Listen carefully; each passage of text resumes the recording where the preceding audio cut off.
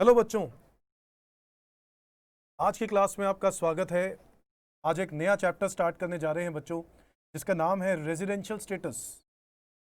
तो बच्चों, पिछली क्लासेस में यानी पिछले चैप्टर में जो हम लोगों ने previous year, assessment year, assessee, assessing officer, assessment क्या होता है, ये बातें डिस्कस करी थी, जो कि हमारा इंट्रोडक्शन था, इनकम टैक्स का बेसिक्स थे।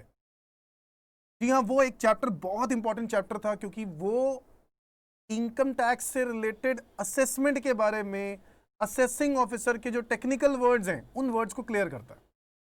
आज जो ये चैप्टर करने जा रहे हैं, ये चैप्टर एक्चुअल में हमारा यहां से एक्ट स्टार्ट हो जाता है, रेजिडेंशियल स्टेटस। बेसिकली आज के टाइम पर किसी का भी इनकम टैक्स कैलकुलेट करना है, बट अगर उससे पहले आपको टैक्स कैलकुलेट करने से पहले उसकी इनकम कैलकुलेट करनी पड़ेगी। और इनकम कितने तरह की होती है आप लोग जानते हो। कितने तरह की इनकम्स हैं? 5। Salary, house property, PGBP, capital gain, other sources. जानते हो ना आप लोग? बेटा हम लोगों ने पढ़ा था, पिछले चैप्टर के अंदर पढ़ा था क्या? ग्रॉस टोटल इनकम, जिसको हम बोलते हैं सम ऑफ ऑल हेड्स। तो हमारी 5 तरह की इनकम होती है। जब हम जॉब करते हैं तो हम लोग सैलरी कमाते हैं। जब हम प्रॉपर्टी को लेट आउट करते हैं तो हम लोग हाउस प्रॉपर्टी इनकम कमाते हैं। जब हम बिजनेस या प्रोफेशन रन करते हैं तो हम उसको पीजीबीपी इनकम बोलते हैं, income under the head profits and gains of business and profession. और अगर हम लोग कोई कैपिटल एसेट को खरीद कर बेचते हैं तो उस पर हम लोग कैपिटल गेन इनकम, अगर हम लोग जो प्रॉफिट कमाते हैं उस एसेट को बेचने पर, हम उसको कैपिटल गेन बोलते हैं। और इसके अलावा जो भी इनकम्स बच जाएं उसको हम लोग अदर सोर्सेस के अंदर डालते हैं।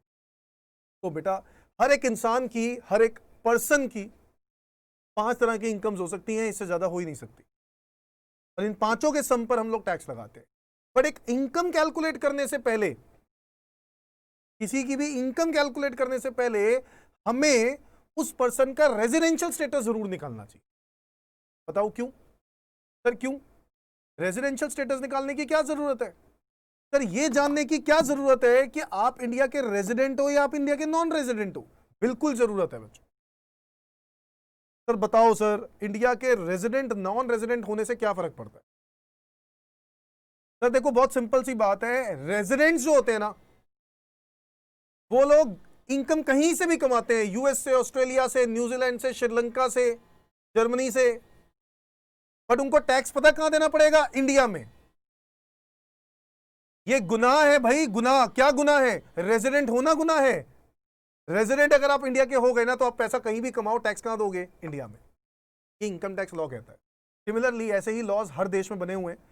हम इंडिया की बात कर रहे हैं, तो अगर मैं इंडिया की बात करूं तो कहता है कि इनकम कहीं से भी कमाओ, ऑस्ट्रेलिया से कमाओ, न्यूजीलैंड से कमाओ, जर्मनी से कमाओ, रशिया से कमाओ, आसमान से कमाओ या पाताल से कमाओ, या फिर कमाओ अफ्रीका के जंगलों से, टैक्स कहां देना पड़ेगा? समझते हो? तो अगर आप इंडिया के रेजिडेंट हो तो आपको टैक्स इंडिया में देना है, बट अगर आप इंडिया के नॉन रेजिडेंट हो तो क्या सर तब भी टैक्स देना है? नहीं।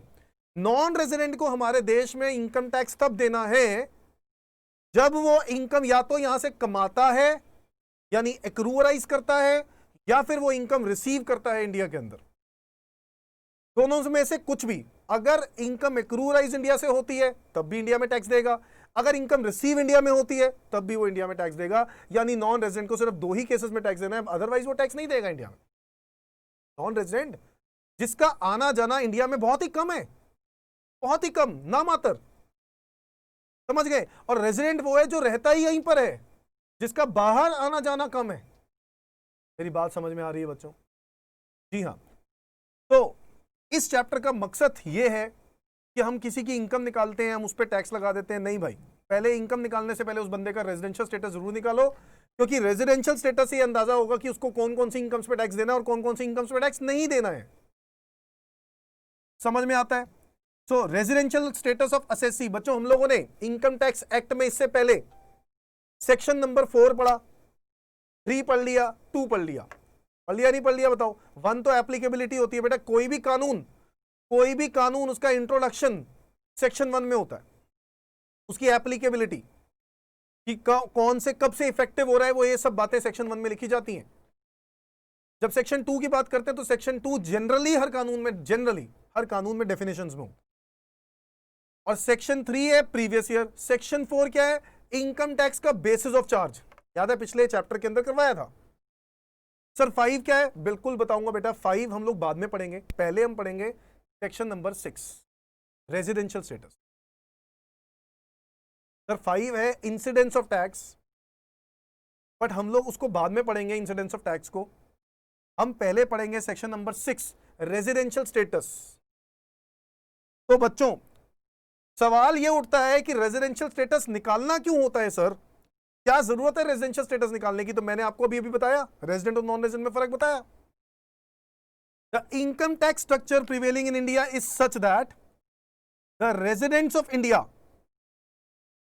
Have to pay more tax as compare to non residents of India. क्या टैक्स के रेट में कोई फर्क है बच्चों, बताओ? नहीं सर, कोई टैक्स के रेट में फर्क नहीं है। तो सर ऐसा क्यों है? टैक्स के रेट में तो कोई चेंज नहीं है। जी हां बच्चों, बिल्कुल सही कह रहे हो आप, टैक्स के रेट्स में कोई फर्क नहीं है। स्टिल रेजिडेंशियल स्टेटस निकालना है क्योंकि रेजिडेंट्स को हर तरह की इनकम पे टैक्स इंडिया में देना होगा और नॉन रेजिडेंट्स को सिर्फ तभी इनकम टैक्स इंडिया में देना है अगर वो कमाता इंडिया से है या रिसीव इंडिया में करता है। So it is very important to find out residential status before calculating the tax liability. तो किसी की टैक्स लायबिलिटी निकालने के लिए पहले आप उसकी इनकम निकालोगे और उसकी इनकम निकालने से पहले उसका रेजिडेंशियल स्टेटस निकालेंगे। बात तो समझ में आई गई होगी कि हम लोग ये चैप्टर पढ़ क्यों रहे हैं, क्या पर्पस है हमें रेजिडेंशियल स्टेटस का, समझ में आया बच्चों? तो हम लोगों ने पिछले चैप्टर के अंदर इनकम भी पढ़ा था, इनकम की एक डेफिनेशन पढ़ी थी सेक्शन 2 क्लॉज 24 में। प्रीवियस ईयर पढ़ा था सेक्शन 2 क्लॉज 34 में, और फिर उसके बाद सेक्शन नंबर 3 में पर्सन पढ़ा था। फिर हम लोगों ने सेक्शन 2 क्लॉज 31 में पर्सन पढ़ा था, और इसके अलावा हम लोगों ने असेसी पढ़ा था 2 क्लॉज 7 में, 8 में पढ़ा था असेसमेंट, और क्लॉज 9 में पढ़ा था असेसमेंट ईयर। तो बच्चों ये वो डेफिनेशंस थी जो हम लोगों ने सेक्शन 2 में कवर की थी, जो टेक्निकल टर्मिनोलॉजी थी ना, वो हम लोगों ने कवर कर ली। और अब हम लोगों ने एक्ट पढ़ना स्टार्ट कर देना है, अब आएगा एक्चुअल मजा। तो कहता है किसी भी इंडिविजुअल का रेजिडेंशियल स्टेटस निकालना है, आओ मैं सिखाता हूं रेजिडेंशियल स्टेटस एक इंडिविजुअल का कैसे निकाला जाता है। आओ बच्चों, तो सेक्शन नंबर 6 की बात करते हैं। सेक्शन नंबर 6 की बात करते हैं।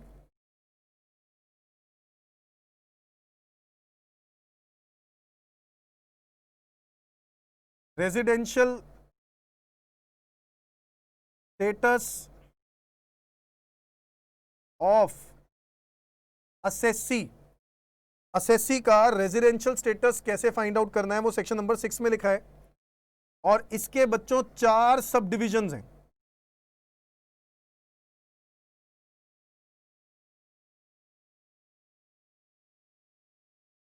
सेक्शन 6(1),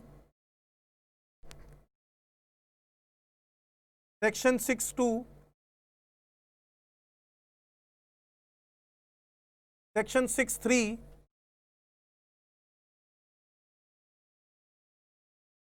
और सेक्शन 6(4). 6(1) है बच्चों रेजिडेंशियल स्टेटस हम लोग निकालने जा रहे हैं किसका? इंडिविजुअल का। किसके लिए निकालेंगे? इंडिविजुअल के लिए। 6(2) है residential status of Hindu undivided family. Hindu undivided family बच्चों हम लोगों ने पर्सन की डेफिनेशन पढ़ी थी सेक्शन 2 क्लॉज 31 में। पर्सन इंक्लूड्स क्या, बता दो जरा फटाफट। Individual, HUF, company, firm, AOP, BOI, local authority और every other artificial judicial person. पढ़ा था या नहीं पढ़ा था? वही बात तो पढ़ रहे हैं हम लोग।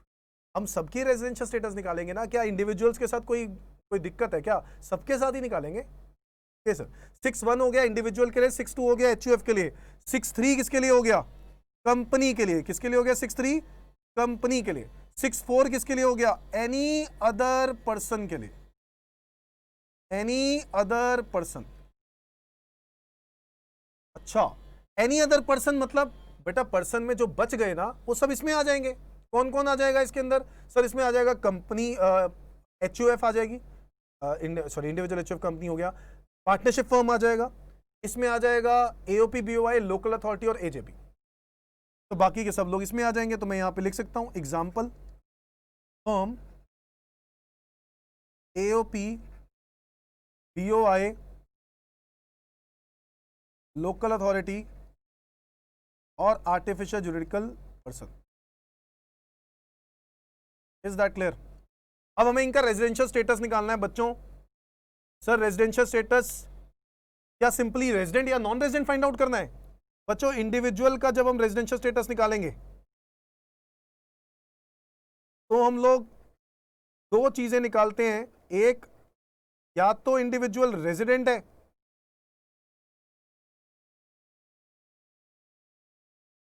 या तो इंडिविजुअल नॉन रेजिडेंट है, या तो इंडिविजुअल रेजिडेंट है या तो इंडिविजुअल नॉन रेजिडेंट है। अच्छा, जब रेजिडेंट की बात करते हैं तो रेजिडेंट भी आगे दो उसकी सेग्रीगेशन हो जाती हैं बच्चों, एक रेजिडेंट एंड ऑर्डिनरीली रेजिडेंट और एक resident but not ordinarily resident.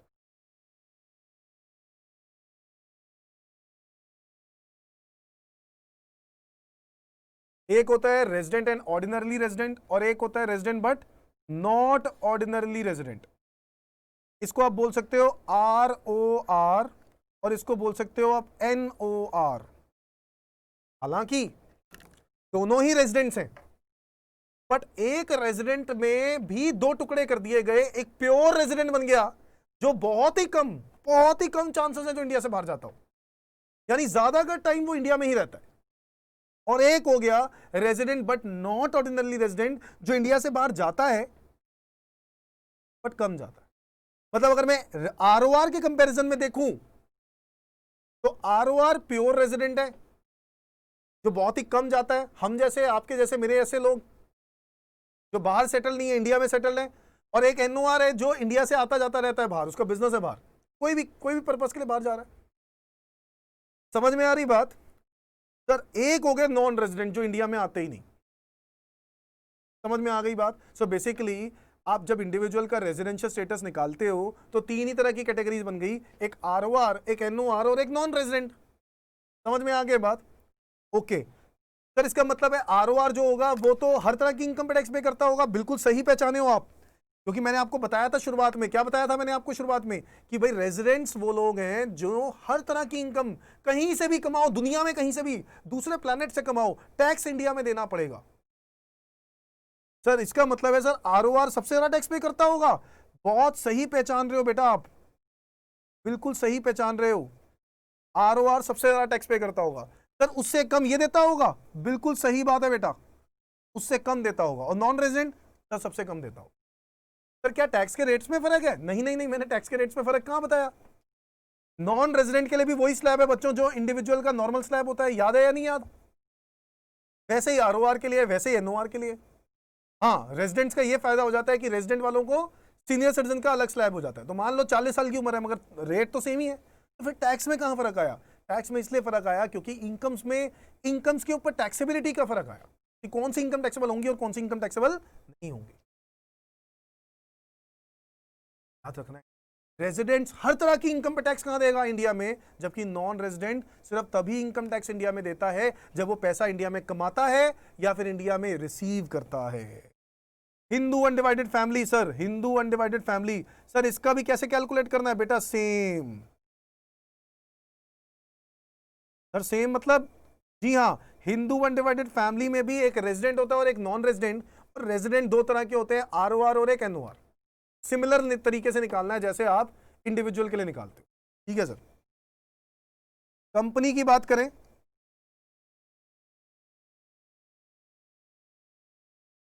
तो कंपनी भी दो तरह की होती है, एक रेजिडेंट और एक नॉन रेजिडेंट। बस इसके बाद रेजिडेंट के आगे फर्दर क्लासिफिकेशन नहीं होती कंपनी में। और एनी अदर पर्सन की अगर हम बात करें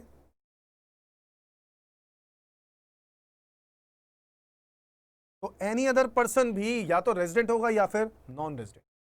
समझ में आ रहा है या ऊपर से जा रहा है? समझ में आ रही है बात? तो बेसिकली बच्चों सेक्शन नंबर 6 जो होता है रेजिडेंशियल स्टेटस ऑफ असेसी, इसके अंदर 4 केसेस बनते हैं, इंडिविजुअल के लिए, HUF के लिए, कंपनी के लिए और एनी अदर पर्सन के लिए। जब इंडिविजुअल HUF के लिए हम लोग निकालते हैं तो हम लोग पहले रेजिडेंट और नॉन रेजिडेंट निकालेंगे, और फिर रेजिडेंट भी आगे दो क्लासिफिकेशन होती है, ROR और एक NOR। ठीक है। और जब मैं कंपनी के लिए एनी अदर पर्सन की बात करूं तो या रेजिडेंट होगा या फिर नॉन रेजिडेंट, दैट्स इट। ठीक है जी, तो ये है जो हमें फाइंड आउट करना होता है। अब हम बात करते हैं 6(1) की। किसकी बात करते हैं पहले? 6(1) की। तो आज हम पढ़ेंगे section number 6(1), residential status of individual. आज हम सिर्फ 6(1) पढ़ेंगे। सबसे बड़ा टॉपिक है, बहुत इंपॉर्टेंट टॉपिक है, एग्जामिनेशन के लिए बहुत ही ज्यादा इंपॉर्टेंट है। Section number 6(1), residential status of an individual. Individual India का रेजिडेंट कब होगा? सर इंडिविजुअल इंडिया का रेजिडेंट कब होगा? जब दो कंडीशंस हैं, दोनों में से कोई भी एक पूरी कर जाओ तो आप इंडिया के रेजिडेंट बन जाओगे। इनकम टैक्स एक्ट 1961 कहता है दो कंडीशंस हैं, दोनों में से कोई भी एक पूरी कर जाओ, any one of the following two. First condition, आओ देखते हैं क्या लिखा है। First condition, if he is in India for 182 days और more during the relevant previous year. Relevant previous year मतलब वो प्रीवियस ईयर बच्चों जिस प्रीवियस ईयर पे हम इनकम्स अर्न कर रहे हैं, उस इनकम पे तो टैक्स कैलकुलेट कर रहे हैं, तो उसी प्रीवियस ईयर का स्टे देखना है हमें कि उस प्रीवियस ईयर में आपका स्टे 182 डेज से ज्यादा है या नहीं। अगर तो 182 डेज या फिर उससे ज्यादा है तो ही आप इंडिया के रेजिडेंट हो, अदरवाइज आप इंडिया के नॉन रेजिडेंट हो। बट सर सिर्फ यही कंडीशन है क्या? नहीं बच्चों, दूसरी कंडीशन एक और है। दोनों में से, दोनों की दोनों या दोनों की में से कोई एक, any one need to be satisfied, any one, मैंने हाईलाइट किया। If he is in India for 60 days और मोर। सर एक तरफ लिख रहे हैं 182, दूसरी तरफ लिख रहे हैं 60। सर 182 तो हो गया बेटा तकरीबन आधा साल, एक तरफ लिख रहे हैं तकरीबन आधा साल आप इंडिया में हो। अच्छा सर ये 182 डेज जो है वो कंसेक्यूटिव होगा? नहीं बच्चों, बिल्कुल भी नहीं। मतलब आप 10 दिन इंडिया में रहे, फिर बाहर चले गए, फिर 50 दिन के लिए आए, फिर बाहर चले गए, फिर 10 दिन के लिए आए, ऐसे करके भी अगर आपका 182 बनता है ना in aggregate during the previous year, तो आप इंडिया में माना जाएगा कि आप इंडिया के रेजिडेंट हो। 182 टोटल है बच्चों, कंसेक्यूटिव जरूरी नहीं है। फिर दूसरा पॉइंट लिखता है if is in India for 60 days और more during the relevant previous year. Sir ये तो 60 डेज तो बहुत ही कम है। बिल्कुल बहुत ही कम है, बट साथ में एक अटैच्ड कंडीशन भी है। देखो क्या लिख रहा है, if he is in India for 60 days or more during the relevant previous year and 365 days or more during 4 previous years immediately preceding the relevant previous year।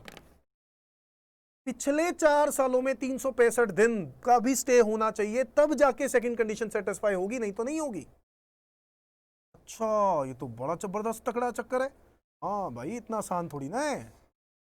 तो आओ इसको एक एग्जाम्पल से समझते हैं बच्चों, आओ इसको एक एग्जाम्पल से समझते हैं।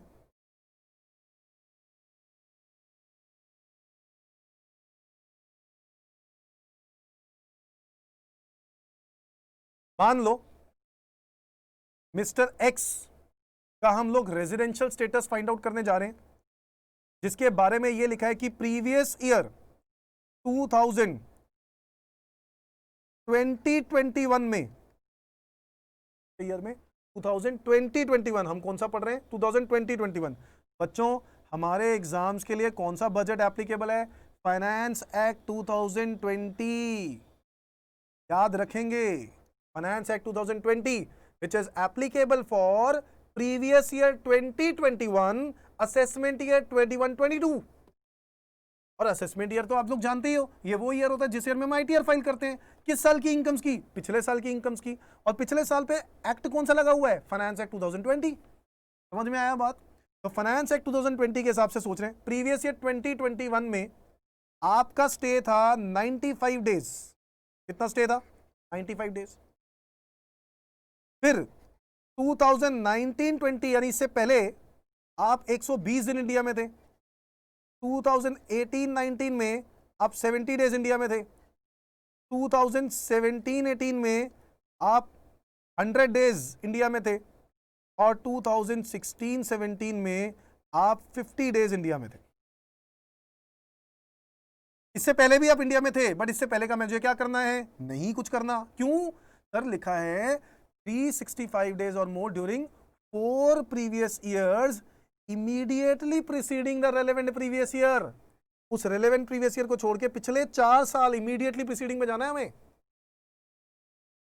तो बच्चों चेक करो, प्रीवियस ईयर 1920 में तो 2021 में क्या मैं इंडिया का रेजिडेंट बन सकता हूं? देखो 182 डेज वाली कंडीशन अगर यहां सेटिस्फाई हो जाती तो काम खत्म था, बट 182 वाली हो नहीं रही, 60 वाली हो सकती है मैंने बोला, कंफर्म नहीं बोला। इसका मतलब है 60 डेज से तो ज्यादा है, तो ये तो ठीक है। बट पिछले 4 सालों में, ये रहे पिछले 4 साल, immediately preceding the relevant previous year.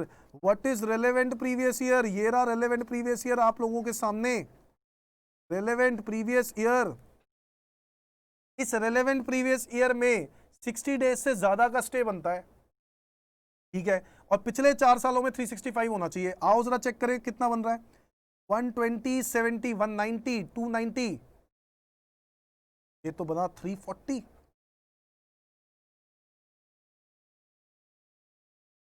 और स्टे एटलीस्ट कितना चाहिए बच्चों? स्टे एटलीस्ट चाहिए 365 डेज और मोर।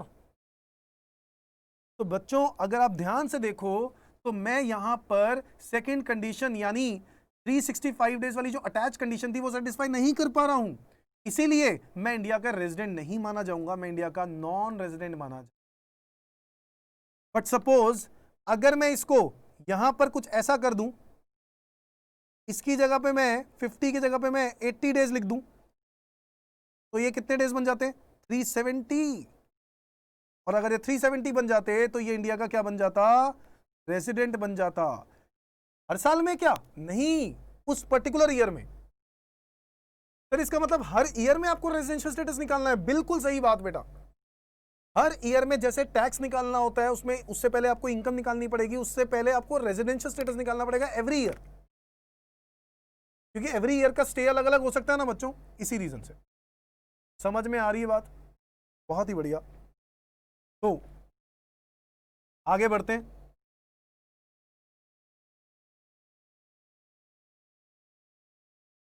चलो, तो एक इंडिविजुअल इंडिया में रेजिडेंट कब होगा बता दो। 2 कंडीशंस हैं, दोनों में से कोई भी एक कंडीशन पूरी कर जाओ, आप इंडिया के रेजिडेंट होंगे। First condition, if he is in India for 180 days और more during the relevant previous year. Second condition, if he is in India for 60 days or more during the relevant previous year, relevant previous year में 60 दिन, and 365 days or more during 4 previous years immediately preceding the relevant previous year। याद होती है conditions? बहुत ही अच्छे। 2 condition है, दोनों में से कोई एक भी पूरी कर जाओ तो आप इंडिया के क्या बन जाते हो? रेजिडेंट। बात समझ में आती है सर? आगे आगे जब हम बढ़ते हैं तो एक्सेप्शंस लिखा हुआ है, मैंने क्या लिखा है देखो, एक्सेप्शंस। ना बेसिकली एक्सेप्शंस क्या मतलब हुआ? एक्सेप्शंस का मतलब हुआ कि जहां पर ये जो 2 कंडीशंस हैं वो एप्लीकेबल नहीं हो रही। अभी तो एक्सेप्शंस का मतलब यही निकलता है, बट नीचे मैंने उसको एक्सप्लेन किया है एक्सेप्शन में क्यों बोल रहा हूं और किसकी एक्सेप्शन बोल रहा हूं। However there are few exceptions to the second basic condition. Second basic condition यानी ये सेकंड बेसिक कंडीशन किसकी बात कर रहा है बेटा? सेकंड बेसिक कंडीशन मतलब बी पार्ट। इस सेकंड बेसिक कंडीशन का एक्सेप्शन है। मतलब ये कि कुछ ऐसे केसेस हैं जहां पे सेकंड कंडीशन में कुछ चेंज है, 60 दिन नहीं होगा, कुछ और होगा। देखो लिखा है, however there are few exception to the second basic condition. In these exceptions the period of 60 days shall be substituted by 182 days. 60 दिन की जगह पे 182 days during the relevant previous year. यानी ये 60 दिन जो यहां लिखे हुए हैं, इस 60 दिन की जगह पर एक्सेप्शनल केसेस में क्या लग जाएगा? 182 लग जाएगा। एक्सेप्शनल केसेस में 60 दिन की जगह पे क्या लग जाएगा? 182 डेज वाली कंडीशन लग जाएगी। बात समझ में आ रही है? सर ऐसा क्यों बनाया? एक्सेप्शन केसेस में ऐसा क्यों होगा? एक्सेप्शनल केसेस में देखो वो लोग आ रहे हैं जो लोग इंडियन सिटीजन है, या फिर वो कहीं ना कहीं वो एक्चुअल में ना वो इंडियन लोग हैं, और गवर्नमेंट नहीं चाहता कि किसी भी इंडियन को तंग किया जाए कि कोई पर्सन रहता इंडिया में भी आ रहा है और इंडिया से बाहर भी जा रहा है, बट कमाता बाहर है, तो वो टैक्स इंडिया में क्यों दे? उसको 2 जगह पे टैक्स देने की क्या जरूरत पड़े? तो गवर्नमेंट ने क्या किया कि कुछ एक रूल्स बना दिए जहां पर वो ये कह रहे हैं कि आपके लिए 60 दिन वाली कंडीशन हम लगाएंगे नहीं, क्योंकि अगर आपकी 60 दिन वाली कंडीशन लगा दी तो आप तो इंडिया के रेजिडेंट बन ही जाओगे। अच्छा सर, ऐसा कौन सा केस बनता है? आओ जरा पढ़ते हैं बच्चों। First, if an individual who is citizen of India goes outside India during the previous year for employment purpose, citizen of India goes outside India, किस पर्पस के लिए? एम्प्लॉयमेंट पर्पस के लिए। आप सोच के देखो बच्चों, आपकी जॉब बाहर लग चुकी है, आपने जॉब के लिए अप्लाई किया था, आपको बाहर मिल गई, इंटरव्यू उन्होंने इंडिया में ले लिया आपका, और इंटरव्यू लेने के बाद आपकी अब जॉब लग चुकी है। अब आप जॉब के पर्पस के लिए वहां जा रहे हो। किस पर्पस के लिए जा रहे हो? Job, employment. समझ में आ रहा है? फर्क है, देयर इज अ डिफरेंस। बच्चे सोचते हैं एम्प्लॉयमेंट पर्पस का मतलब है जॉब ढूंढने जा रहा है। भाई जॉब ढूंढने नहीं जा रहा वो, कि यहां पे वो अनएम्प्लॉयड था और गया और वहां पे जाके एम्प्लॉयमेंट ढूंढ रहा है, मुझे जॉब पे रख लो, मुझे जॉब पे कोई रख लो, सर मैं जॉब ढूंढ के आया। सर उसके लिए कंडीशन नहीं है। ये किसके लिए कंडीशन है? ये उसके लिए कंडीशन है जो एम्प्लॉयमेंट की वजह से जा रहा है बाहर, फॉर एम्प्लॉयमेंट पर्पस। इसका मतलब है उसकी जॉब लग चुकी है, या फिर उसका कोई इंडियन एम्प्लॉयर है जो उसको बाहर भेज रहा है ट्रेनिंग के लिए, तो वो एम्प्लॉयमेंट पर्पस से ही जा रहा है बाहर। ऐसे केस में हो सकता है कि उस पर्सन का स्टे इंडिया में 60 दिन से ज्यादा हो जाए, क्योंकि वो गया तो ड्यूरिंग द प्रीवियस ईयर ही गया होगा ना।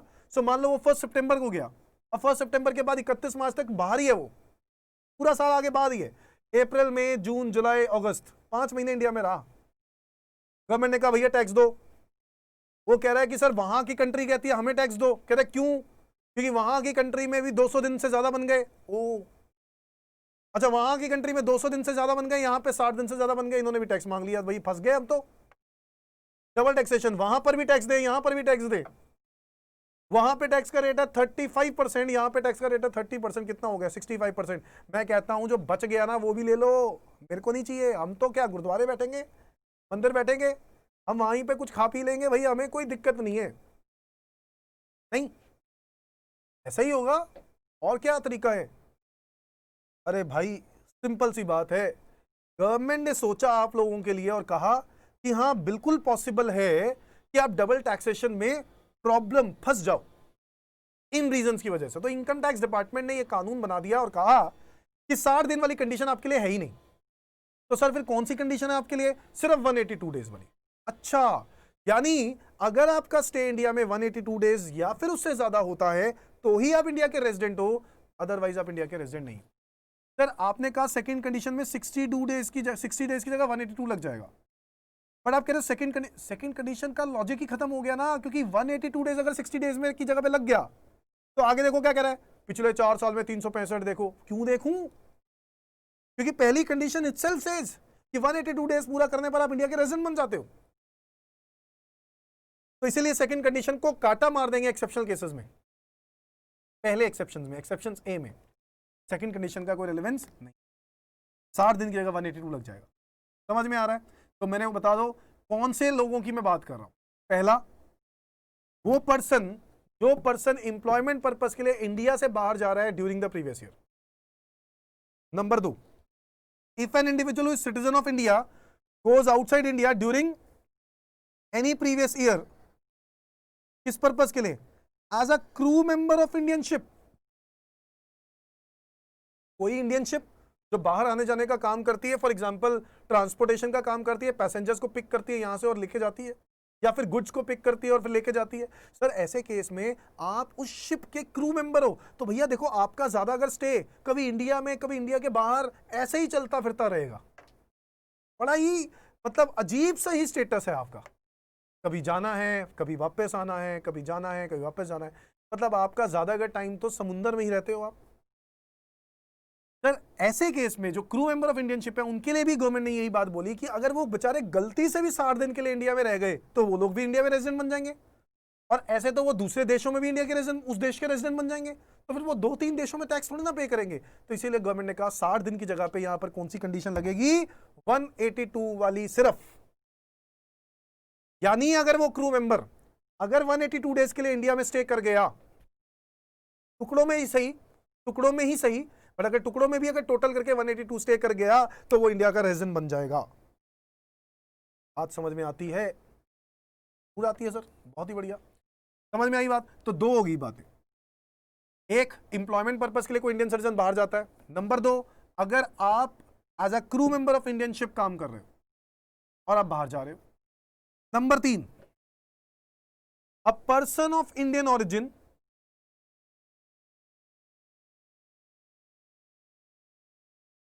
or Indian citizen who comes in India on a visit, who comes in India on a visit। हाँ जी बच्चों, आप इंडिया में, आप एक इंडियन ओरिजिन पर्सन हो। Now sir what is Indian origin? Indian origin का क्या मतलब है? आओ बच्चों इंडियन ओरिजिन का मतलब समझते हैं। ये देखो नोट में लिखा है, आप लोगों के पास भी नोट्स में लिखा होगा, an individual is said to be a person of Indian origin if he himself or his parents or his grandparents were born in undivided India before 19। ना वैसे इंडियन ओरिजिन का जनरल मतलब क्या है? जो इंडियन लगते हो, शक्ल से ही पता चल जाता है इंडियन है भाई, हमें देख लो इंडियन है भाई, ये तो शक्ल से पता चलता है इंडियन बंदा है ना। मतलब आप चले जाओ यूएस चले जाओ, ऑस्ट्रेलिया चले जाओ, जर्मनी चले जाओ, इंडियंस पहचाने जाते हैं या शक्ल से या हरकतों से या शक्ल से या हरकतों से, मतलब कुछ ऐसी हरकत कर देंगे जिससे पता चलेगा ये तो पक्का इंडियन है। ट्रैफिक लाइट तोड़ रहा है, मतलब उसको कोई फर्क नहीं पड़ता, तो सब चीजें पता चल जाती हैं क्योंकि हम लोगों को आदत ऐसी बनी हुई है। हालांकि अब धीरे धीरे करके सिस्टम अच्छे होने लग गए हैं, ऐसा भी मजाक अब नहीं है हमारे देश का, बट अब धीरे धीरे करके चीजें इंप्रूव होती जा रही हैं। जो पढ़े लिखे समझदार लोग हैं वो लोग समझ रहे हैं, और उनको देखा देखी जो लोग नहीं पढ़े लिखे वो भी देख के सीख रहे हैं कि हाँ यार हमें भी ऐसे ही फॉलो करना चाहिए। अब थोड़ी समझदारी आनी स्टार्ट हुई है। जो पहले से ही पुराने दूसरे देशों में तो ऑलरेडी बड़े समझदार तरीके से लोग चलते हैं, ट्रैफिक लाइट्स का पूरा पालन करते हैं, एग्जैक्टली वैसे ही इंडिया में भी अब होना स्टार्ट हो। मेरे कहने का मतलब ये था कि इंडियन ओरिजिन का जनरल मीनिंग यही है कि जो इंडियन लगता है, बट एक्चुअली एज पर income tax act Indian origin वो बंदा है जो खुद या उसके पेरेंट्स या उसके ग्रैंड पेरेंट्स इंडिया में जिनका जन्म हुआ हो बिफोर 1947 अनडिवाइडेड इंडिया। मेरी बात समझ में आ रही है बच्चों? अनडिवाइडेड इंडिया का मतलब है 1947 से पहले। 1947 से पहले बच्चों पाकिस्तान का जो हिस्सा था वो भी इंडिया में था, बांग्लादेश का भी हिस्सा इंडिया में था, तो मतलब बहुत बड़ा हिस्सा इंडिया था। पूरे कहीं पर भी अगर आप बॉर्न हुए हो, चाहे आप या आपके पेरेंट्स या आपके ग्रैंड पेरेंट्स 1947 से पहले, तो ही आप इंडियन ओरिजिन हो, अदरवाइज आप इंडियन ओरिजिन नहीं कहलाए जाओगे। पर इनकम टैक्स लॉ में लिखा इंडियन ओरिजिन या फिर अ पर्सन इंडियन सिटीजन है who comes in India on a visit. On a visit का मतलब क्या है? घूमने फिरने के लिए। भाई कोई इंडियन सिटीजन है, बाहर सेटल हो गया, चला गया बाहर, बाहर सेटल हो गया, 2-3 साल हो गए, 4 साल हो गए, पैसे वहीं कमाता, अब तो इंडिया में टैक्स नहीं दे रहा, बट अब वो अपने पेरेंट्स से मिलने के लिए आ गया, 70 दिनों के लिए आ गया, 60-70 दिनों, मम्मी पापा से मिलने आया, अब उसका बिजनेस बाहर सेट हो गया है, अब वो फिर से बाहर जाएगा, बट 60-70 दिन, 2-2.5 महीने के लिए मम्मी पापा के पास आ गया कि मैं वहाँ पे थोड़ा सेवा करूँ, इंजॉय करूँ, ठीक है, मैं आ गया। अब ऐसे केस में 60 दिन वाली कंडीशन पूरी हो जाती है। अगर वो मान लो पिछले 4 सालों में एक तो पूरा साल वो इंडिया में ही था, क्यों? क्योंकि वो जब गया था तो उसको 3 साल ही हुए सेट हुए, उससे जो सबसे चौथा साल था ना, चौथे वाला साल, जो पहला साल मैं कहूँगा, मैं ऐसे कह दूँ 2020-21 में अगर वो इंडिया में आ रहा है फॉर अ विजिट, और 19-20, 18-19, 17-18, 16-17, वो जो 16-17 वाला ईयर है ना, उस 16-17 वाले ईयर में वो इंडिया में ही था पूरा कंप्लीटली, और बाकी 3 साल वो इंडिया में नहीं था। 365 दिन वाली कंडीशन भी पूरी हो जाएगी, 60 दिन 365, तो ऐसे केस में तो वो इंडिया का रेजिडेंट बन जाएगा। तो ऐसे केस में इनकम टैक्स वाले उससे इंडिया में टैक्स ले लेंगे। भैया इनकम टैक्स वालों ने कहा ये बात सही है, इसके लिए प्रॉब्लम हो सकती है, क्यों हम प्रॉब्लम्स क्रिएट करें ऐसे लोगों के लिए? तो गवर्नमेंट ने बोला डबल टैक्सेशन की जगह पर हम लोग क्यों ना कानून को सिंप्लीफाई कर दें, इनके लिए 60 दिन वाली कंडीशन ही हटा दें। बिल्कुल सही बात। तो इंडियन ऑरिजिन पर्सन या फिर इंडियन सिटीजन पर्सन जो ऑन अ विजिट इंडिया में आ रहा है, जो ऑन अ विजिट इंडिया में आ रहा है, उसके लिए 182 डेज वाली कंडीशन ही लगेगी, 60 दिन वाली कंडीशन एप्लीकेबल। बात समझ में आती है? पहले बताओ यहां तक समझ में आता है बच्चों? क्योंकि इसके बाद जो मैं बताने वाला हूं वो एक अमेंडमेंट है। यहां तक समझ में आता है? तो 3 केसेस हैं, 3 एक्सेप्शनल केसेस हैं, जहां पर ये लिखा गया कि 60 दिन की जगह पे 182 डेज वाली कंडीशन है, यानी एक ही कंडीशन है 182 डेज सेटिस्फाई करा तो आप इंडिया के रेजिडेंट हो, अदरवाइज आप इंडिया के नॉन रेजिडेंट हो। सर वो कौन सी 3 कंडीशन है? पहला, a person who is Indian citizen goes outside India for employment purpose, a person who is Indian citizen goes outside India as a crew member of Indian ship, और तीसरा, a person of Indian origin or Indian citizen comes to India on a visit। ये बातें clear हो जाती। Sir इन तीनों cases में 182 days देखना है, 60 दिन नहीं देखना। Now new subsection 1A introduced in section 6 of the act. Section 6 में एक नया सबसेक्शन इंट्रोड्यूस हो गया, 6 सबसेक्शन 1A। और इस सबसेक्शन 1A जो आया है, देखो 6(1) क्या था? 6(1) क्या था? 6(1) था individual resident status of individual. ये जो 182 और 60 डेज वाली कंडीशन है वो वहीं पर ही तो है, उसी के आगे 6(1A) आ गया और इसके अंदर एक नया एक्सेप्शनल केसेस डाल दिए। सर ये क्या चीज है? Under these exceptions an individual shall be deemed to be a resident but not ordinarily resident in India. मैंने आपको भी बताया था एक इंडिविजुअल इंडिया में या तो रेजिडेंट होगा या फिर नॉन रेजिडेंट होगा। रेजिडेंट की भी आगे 2 क्लासिफिकेशन होती हैं, ROR या फिर NOR। बताया था या नहीं बताया था? तो रेजिडेंट एंड ऑर्डिनरी रेजिडेंट या फिर resident but not ordinary resident of India. इन दोनों ही केसेस में, यानी सॉरी, रेजिडेंट ROR और NOR की बात करें तो ये दोनों रेजिडेंट है, ये बात तो पक्की है। अब गवर्नमेंट ने एक नया सेक्शन बनाया इनकम टैक्स एक्ट में, सेक्शन 6(1)A, जहां पे ये इंट्रोड्यूस कर दिया गया कि कुछ ऐसे केसेस हैं जहां पे मतलब 182 डेज वाली कंडीशन नहीं देखनी। सर वो 182 डेज वाली कंडीशन अब नहीं होगी, अब इनकी बातें नहीं हो रही, 182 वाले को भूल जाओ अभी थोड़ी देर के लिए, ठीक, तो वो खत्म हो चुका है। अब पॉइंट ये है कि इन सिचुएशन में भी आप इंडिया के रेजिडेंट माने जा सकते हो, बट आप रेजिडेंट तो माने जाओगे बट आप ऑर्डिनरली रेजिडेंट कभी भी नहीं माने जाओगे। कौन से सिचुएशन में सर? आओ जरा देखें। Under these exceptions an individual shall be deemed to be a resident but not ordinarily resident in India. यानी आप इंडिया के रेजिडेंट तो हो बट आप इंडिया के ऑर्डिनरली रेजिडेंट नहीं हो। अगर ये 3 कंडीशन सेटिस्फाई कर जाओ तो सर ये तो जानना चाहेंगे हम, ऐसा कौन सा केस है कि सीधा आप NOR बन जाओगे? बिल्कुल सही बात, आप सीधा NOR बन जाओगे अगर आप इंडिया के सिटीजन हो, आपकी total income other than income from foreign sources, यानी आपकी फॉरेन सोर्सेज वाली इनकम को छोड़ के इंडिया में इनकम। इसका मतलब क्या हुआ? इंडिया में इनकम, इंडिया में जो इनकम है आपकी टोटल इनकम 15 लाख रुपए से ज्यादा है during the relevant previous year. कितनी? 15 लाख रुपए से। एंड लिख रहा है बेटा, एंड का मतलब तीनों कंडीशन सेटिस्फाई करनी है। तीसरा, he is not liable to tax in any other country or territory by reason of his domicile or residence or any other criteria of similar nature। Sir domicile का मतलब हो गया उसका प्लेस ऑफ रेजिडेंस कहां पे है, उस place of residence को हम लोग डोमिसाइल बोलते हैं, प्लेस ऑफ रेजिडेंस को हम लोग डोमिसाइल बोलते हैं। कह रहा है he is not liable to tax in any other country और territory for by reason of his domicile, because of his domicile. वो इस रीजन से क्योंकि उसका रेजिडेंस जो है वो इंडिया में रेजिडेंस है, इस वजह से he is not liable to tax in any other country. Government ने बोला सिंपली कि ऐसे लोगों को हम लोग इंडिया में रेजिडेंट बोलते हैं, रेजिडेंट तो बोलेंगे बट नॉट ऑर्डिनरली रेजिडेंट बोलेंगे, ROR कभी नहीं बोलेंगे, क्योंकि अगर वो ROR बन गया तो उसको फॉरेन सोर्सेज वाली उस इनकम पर भी टैक्स इंडिया में देना पड़ जाएगा।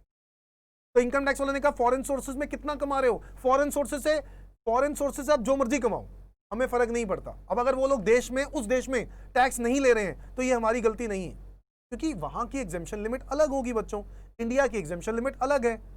इंडिया में ये बोला गया कि ये पर्सन जो इंडियन सिटीजन है वो बाहर से भी कमाता है, चाहे बाहर से कमाता हो, बट फॉरेन सोर्सेज वाली इनकम को छोड़ दो। इंडिया में जो उसकी टोटल इनकम है वो 15 लाख रुपए से अगर ज्यादा है, तीसरा केस, वो कहीं पर भी टैक्सेबल नहीं है, दूसरे देश में टैक्सेबल नहीं है बिकॉज ऑफ रेजिडेंस, उसका रेजिडेंस इंडिया में है इसलिए। अगर वो दूसरे देश में टैक्सेबल नहीं है because of the residence in India, का रेजिडेंस इंडिया में है इसलिए वो लोग टैक्स लगाने के लिए मना कर रहे हैं कि उस देश में टैक्स मत लगाओ, तो वो ऑलरेडी टैक्स अभी तक नहीं लगाना, इसीलिए उसको इंडिया का रेजिडेंट बना दिया गया। तो इंडिया का क्या बना दिया गया? रेजिडेंट बना दिया गया, और कहा गया कि ऐसे केस में उसको टैक्स इंडिया में देना पड़ेगा, क्योंकि वो इंडिया का, हालांकि वो इंडिया का अगर नॉन रेजिडेंट होता ना बच्चों, तो जितना भी इनकम वो इंडिया से कमा रहा है तब भी उसको टैक्स इंडिया में देना पड़ता। बट गवर्नमेंट ने एक्सेप्शनल केसेस बनाए और कहा कि ये 3 कंडीशन जो सेटिस्फाई कर गया ना, वो बंदा रेजिडेंट ही है, वो बंदा इंडिया का रेजिडेंट है, बट ऑर्डिनरी रेजिडेंट नहीं है। क्या है वो? इंडिया का रेजिडेंट है बट ऑर्डिनरी रेजिडेंट नहीं। पहला, वो इंडिया का सिटीजन है। दूसरा, उसकी जो टोटल इनकम है वो 15 लाख रुपए से ज्यादा है during the relevant previous year, foreign sources वाली इनकम को छोड़ के। नंबर 3, उसका कोई भी tax, he is not liable to tax in any previous year, मतलब इन एनी अदर टेरिटरी या इन एनी अदर कंट्री, किसी और कंट्री में उसको कोई टैक्स पे करना। अगर ये तीनों कंडीशन सेटिस्फाई हो जाती हैं बच्चों, तो ऐसे केस में वो पर्सन इंडिया का रेजिडेंट तो माना जाएगा बट नॉट ऑर्डिनरी रेजिडेंट माना जाएगा। और आपको पता चलेगा आने वाले क्लासेस के अंदर कि आरओआर और आरएनओआर दोनों में टैक्सेबिलिटी का क्या फर्क होगा। आरओआर को ऑब्वियसली ज्यादा टैक्स इसलिए पे करना पड़ रहा है बिकॉज उसको हर तरह की इनकम पे टैक्स इंडिया में ही देना पड़ेगा, कहीं से भी कमाओ। एनओआर को कुछ बेनिफिट दिए गए हैं, और नॉन रेजिडेंट को तो ऑब्वियसली तभी टैक्स देना है जब वो इनकम से या तो इंडिया से कमाता है या रिसीव करता है। समझ में आती है बात? तो ये 3 पॉइंट्स आपको याद करने हैं। एक्सेप्शंस बी है ये। अब ये बेटा एक्सेप्शंस बी ऐसा कोई इनकम टैक्स लॉ में नहीं आया, ये मैंने बनाया आप लोगों को आसान करने के लिए। एक हो गया एक्सेप्शन ए जो पहले वाले हैं, एक्सेप्शन बी एक न्यू इंसर्टेड सेक्शन है, सेक्शन 6 सबसेक्शन 1 है। समझ में आया बच्चों? न्यू एक और एक्सेप्शन की अगर हम बात करें, एक्सेप्शन सी कर दिया मैंने उसको। ये देखो, ये मैंने किया है, मैं फिर से बोल दूं, इनकम टैक्स एक्ट में नहीं है, ये मैंने आपको याद करवाने के लिए, समझाने के लिए एक्सेप्शंस की कैटेगरी बना दी। Now this exception is not applicable, B की बात करें, this exception is not applicable in case of foreign citizens, क्योंकि ये बात ही इंडियन सिटीजन की हो रही है obviously, even if is a person of Indian origin. अच्छा, कोई फॉरेन सिटीजन है जो इंडियन ऑरिजिन पर्सन है, उनके लिए भी ये एप्लीकेबल नहीं है, क्योंकि ये सिर्फ बात इंडियन सिटीजन की हो रही है, इंडियन ऑरिजिन की नहीं हो रही। बात समझ में आ गई? तो सर इंडियन सिटीजन के लिए हम लोगों ने पहले ही 2 बातें पढ़ी थी, क्या? कि इंडियन सिटीजन जो होंगे अगर वो इंडिया से बाहर जा रहे हैं एम्प्लॉयमेंट पर्पस के लिए, तो उसको वैसे भी एक ही कंडीशन देखनी है 182 वाली। इंडियन सिटीजन होंगे और अगर वो crew member of Indian ship है और वो बाहर जा रहा है during the relevant previous year, तो ऐसे केस में उसके लिए भी 182 डेज वाली कंडीशन, दूसरी कंडीशन नहीं है। और एक इंडियन सिटीजन या फिर इंडियन ओरिजिन पर्सन जो इंडिया में आ रहा हो ना visit during the relevant previous year, ऐसे केस में भी 60 डेज वाली कंडीशन एप्लीकेबल नहीं है, सिर्फ 182 डेज वाली कंडीशन एप्लीकेबल है। इसका मतलब है इन तीनों कंडीशंस में, इन तीनों केसेस में 182 डेज से ज्यादा अगर स्टे होगा इंडिया में, तो ही वो इंडिया का रेजिडेंट है, अदरवाइज वो इंडिया का नॉन रेजिडेंट। और फिर एक्सेप्शंस बी क्या कहता है? एक्सेप्शंस बी तो क्लियरली अलग ही हो जाता है। वो कहता है कि देखो, जो भी ये 3 कंडीशन सेटिस्फाई कर जाएगा ना, वो इंडिया का रेजिडेंट है बट नॉट ऑर्डिनरी रेजिडेंट है। सर स्टे नहीं देखेंगे? स्टे नहीं देखेंगे, स्टे को मारो गोली। समझ में आ गई बात? हमें क्या देखना है? सिर्फ ये कंडीशन देखनी है, अगर वो इंडिया का सिटीजन है, अगर उसकी टोटल इनकम 15 लाख रुपए से ज्यादा है इंडिया में, इंडिया वाली टोटल इनकम 15 लाख से ज्यादा है, इंडिया के जो बाहर फॉरेन सोर्सेस है उसको भूल जाओ। नंबर 3, उसका कोई भी टैक्स नहीं बनता दूसरे देशों में, तो वो इंडिया का रेजिडेंट माना जाएगा, ताकि हम उसको इंडिया में टैक्सेबल कर सकें, तो मतलब इंडिया में टैक्सेबल कर सकें तब। क्योंकि अगर तीसरा केस नहीं एप्लीकेबल हो रहा, मतलब तीसरा केस में ये है कि उसको बाहर टैक्स देना पड़ रहा है, तो अगर बाहर टैक्स देना पड़ रहा है तो इंडिया वाले टैक्स नहीं देंगे, इंडिया वाले टैक्स नहीं लेंगे आपसे, तो वो कह रहा है कि उस केस में हम आपको रेजिडेंट नहीं मानेंगे। समझ में आ रही है बात? नाउ एक्सेप्शन सी पे आ जाते हैं बच्चों। Under this exception an individual said to be deemed to be resident, फिर से मैं बोल रहा हूं डीम्ड, डीम्ड का मतलब क्या होता है? मान लेना कि आप रेजिडेंट हो, मान लेना, deemed, deemed to be resident but not ordinarily resident in India if he or she satisfies the following 4 conditions. कितनी कंडीशन है ना? दिक्कत कितनी ज्यादा कंडीशंस हैं, कितने ज्यादा एक्सेप्शंस हैं, बिल्कुल है, बट बता देखो दिक्कत ये वाली सबके साथ ही है कि नहीं? तो देखो समझना है, समझने के साथ साथ इसके भी हम प्रैक्टिकल क्वेश्चन भी देखेंगे, तो आपको तब जाके और मजा आएगा। आपको पता होना चाहिए कि ये एक्सेप्शन केसेस, जैसे एक्सेप्शन नंबर ए बोला, वो तो मैंने वो वाला ही बोला, एक्सेप्शन ए जो है वो सिर्फ सेकंड कंडीशन का एक्सेप्शन है, जहां पे 182 डेज वाली कंडीशन एप्लीकेबल होती है, 60 डेज वाली कंडीशन एप्लीकेबल नहीं होती। एक्सेप्शन बी जो है वो तो ये क्लियरली कहता है कि अगर ये 3 कंडीशन पूरी हो जाए तो वो बंदा रेजिडेंट होगा but not ordinary resident in India. और एक्सेप्शन सी बोलता है, वो भी यही बोलता है कि अगर ये 4 कंडीशन पूरी हो जाए ना तो वो इंडिया का रेजिडेंट माना जाएगा बट नॉट ऑर्डिनरली रेजिडेंट माना जाएगा। सर 4 कंडीशंस क्या है? First, he is an Indian citizen और a person of Indian origin. फिर से, he is an Indian citizen और a person of Indian origin. Sir Indian citizen है या पर्सन ऑफ इंडियन ओरिजिन है। Number 2, his total income exceeds ₹15 lakh during the relevant previous year. Again foreign sources वाली जो भी इसकी इनकम थी उसको इग्नोर करना है बच्चों, फॉरेन सोर्सेज वाली इनकम नहीं देखनी है। His total income other than income from foreign sources, उसको छोड़ के उसकी टोटल इनकम 15 लाख रुपए से ज्यादा है during the relevant previous year. Number 3, sir वही फॉरेन टेरिटरी में कहीं पे भी वो टैक्स नहीं दे रहा, नहीं, वो कंडीशन खत्म, वो पहले वाले के साथ था ना बेटा, उस केस में रेजिडेंट मान लिया, वो तो हो गई बात। अब दूसरा पॉइंट है ये एक्सेप्शन सी। सर इसमें क्या लिखा है? सर थर्ड पॉइंट क्या कहता है? He comes on India on a visit during the relevant previous year. Sir ये वाली बात तो वहां पे थी पहले वाले केस में, हाँ यहाँ पे पढ़ा हमने, on a visit during the previous year. Sir ये वाली तो वही सेम कंडीशन हो गई। सर पहली कंडीशन भी यही लिखी है, इज इंडियन सिटीजन या इंडियन ऑरिजिन, ठीक है, इज टोटल इनकम, हाँ ये वाली बात नहीं लिखी थी। समझ में आ रही बात? सर अगर मैं ये वाली कंडीशन आप देख रहे हो तो वहां पे 182 डेज वाली कंडीशन लिखी थी ना कि 182 डेज ही देखना है इनके लिए, अ पर्सन ऑफ इंडियन ऑरिजिन या इंडियन सिटीजन जो ऑन अ विजिट इंडिया में आ रहे हैं, बिल्कुल सही बात, उनके लिए 182 ही देखना है, 60 डेज वाला नहीं देखना। बट उस केस में इनकम की बात नहीं की गई थी, यहाँ पे इनकम की बात भी कर और भी है।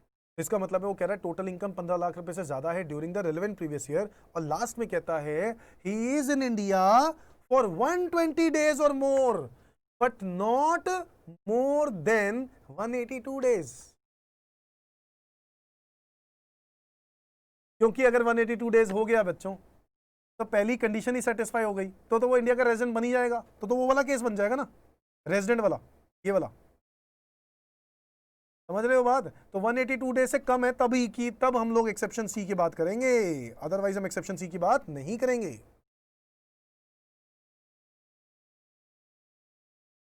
तो 4 कंडीशंस, उनका पालन करो, आप इंडिया के क्या बन जाओगे? रेजिडेंट बन जाओगे, बट आपको ऑर्डिनरी रेजिडेंट नहीं कहा जाएगा, नॉट ऑर्डिनरी रेजिडेंट कहा जाएगा। 4 कंडीशंस पढ़ते हैं एक बार फिर से। He is an Indian citizen, he is an Indian citizen or a person of Indian origin. His total income exceeds 15 lakh during the relevant previous year. He comes in India on a visit during the relevant previous year. He is in India for 120 days or more, but not more than 182 days, यानी 181 days तक ही वो India में रहे। 182 days वाला condition पूरी हो गई तो वो ऊपर वाली कंडीशंस में चला जाएगा जो हम लोगों ने पहले पढ़ा था, और उस केस में टोटल इनकम नहीं देखनी होती। ये चारों कंडीशन सेटिस्फाई करेगा तो ही वो इंडिया का रेजिडेंट माना जाएगा, बट ऑर्डिनरली रेजिडेंट नहीं माना जाएगा, नॉट ऑर्डिनरली रेजिडेंट माना जाएगा। तो जो भी इंसान 120 डेज के लिए या फिर उससे ज्यादा के लिए इंडिया में रहता है और 182 डेज से कम रहता है, इंडिया में आया ऑन अ विजिट घूमने फिरने के लिए, उसकी टोटल इनकम 15 लाख से ज्यादा है और वो एक इंडियन सिटीजन या फिर इंडियन ऑरिजिन है, तो गवर्नमेंट ने बोला इस ऐसे पर्सन को हम इंडिया में रेजिडेंट बोलेंगे बट नॉट ऑर्डिनरली रेजिडेंट बोलेंगे। रेजिडेंट तो बोलेंगे बट नॉट ऑर्डिनरली रेजिडेंट बोलेंगे। बताओ बात समझ में आती है बच्चों? अब सर ये फॉरेन सोर्सेज का मतलब क्या? इनकम फ्रॉम फॉरेन सोर्सेज बार बार लिखा हुआ है, आओ नोट में लिखा है मैंने, income from foreign sources means income which accrues और अराइज आउटसाइड इंडिया। बोले यार सर बाहर से जो इनकम कमाते हैं उसको फॉरेन सोर्सेज इनकम बोलेंगे, except income derive from business controlled in और profession setup in India. Sir सिर्फ वो वाली इनकम इसके अंदर कवर अप नहीं होती फॉरेन सोर्सेज वाली इनकम में, जो इनकम डिराइव हुई है कोई ऐसी इनकम से जो कि बिजनेस कंट्रोल इंडिया से होता है। यानी सिंपल सी बात है, अगर आपका टाटा कंपनी का जो ब्रांच है वो बाहर है पर टाटा कंपनी जो कंट्रोल होती है वो इंडिया से होती है, तो ऐसे केस में ये नहीं कहा जा सकता कि टाटा जो कंपनी है वो फॉरेन सोर्सेज से पैसे कमा रहा है। समझ में आई? तो हम लोग कहेंगे, क्योंकि कंट्रोल कहां से हो रहा है, इंडिया में, तो वो ये कहना चाहता है कि अगर कोई ऐसी कंपनी से आप पैसे कमा रहे हो जिसका सेटअप और कंट्रोल इंडिया से है, तो वो फॉरेन सोर्सेज वाली इनकम में ऐड नहीं होगा। समझ में आ गई बात? सेटअप एंड कंट्रोल का मतलब क्या होता है बच्चों? जिसके डिसीजन मेकिंग पावर, जिसकी मैनेजमेंट कहां बैठती है, इंडिया में बैठती है। चलो एक बारी फटाफट क्विकली रिवाइज कर लेते हैं, क्योंकि ये बात बिल्कुल न्यू है बच्चों, सबके लिए न्यू है। जो बच्चे बजट 2020 पढ़ना चाहते हैं उन सबके लिए न्यू है। तो याद रखना है बच्चों, रेजिडेंशियल स्टेटस ऑफ इंडिविजुअल की अगर हम बात करें तो दो तरह के रेजिडेंट होते हैं। पहले तो हम बात करेंगे रेजिडेंट होता है या नॉन रेजिडेंट होता है। रेजिडेंट भी दो तरह के होते हैं, आरओआर और एक एनओआर। पहले रेजिडेंशियल स्टेटस ऑफ इंडिविजुअल की बात करें, अगर मैं रेजिडेंट ऑफ इंडिया की बात करूं तो इंडिया का रेजिडेंट इंडिविजुअल तब होता है जब दो कंडीशन में से कोई भी एक कंडीशन पूरी हो जाए, एक 182 डेज वाली या फिर दूसरी 60 डेज वाली, एंड 365 डेज और more during 4 previous year immediately preceding the relevant previous year. तीन तरह के एक्सेप्शंस हैं। अगर मैं एक्सेप्शंस ए बात करूं तो वो तो सेकंड कंडीशन पे क्लियर काटता है सेकंड कंडीशन को और कहता है कि सिर्फ एक्सेप्शन जो मैं ये पढ़ने जा रहा हूं, ये सेकंड कंडीशन इसके ऊपर एप्लीकेबल नहीं होगी, यानी सिर्फ एक ही कंडीशन होगी 182 डेज एक्सेप्शनल सिचुएशंस में। अब कौन सी एक्सेप्शनल सिचुएशंस है? If he is an Indian citizen and he goes outside India during the relevant previous year for employment purpose. Employment purpose के लिए वो बाहर जा रहा है। एम्प्लॉयमेंट पर्पस का मतलब उसकी जॉब लग गई है बाहर, उसकी जॉब लग गई है बाहर, या फिर इंडियन कंपनी बाहर उसको ट्रांसफर कर रही है एम्प्लॉयमेंट ट्रेनिंग के लिए, कुछ भी पर्पस के। Number 2, he is a person of, he is an Indian citizen who goes outside India as a crew member of Indian ship.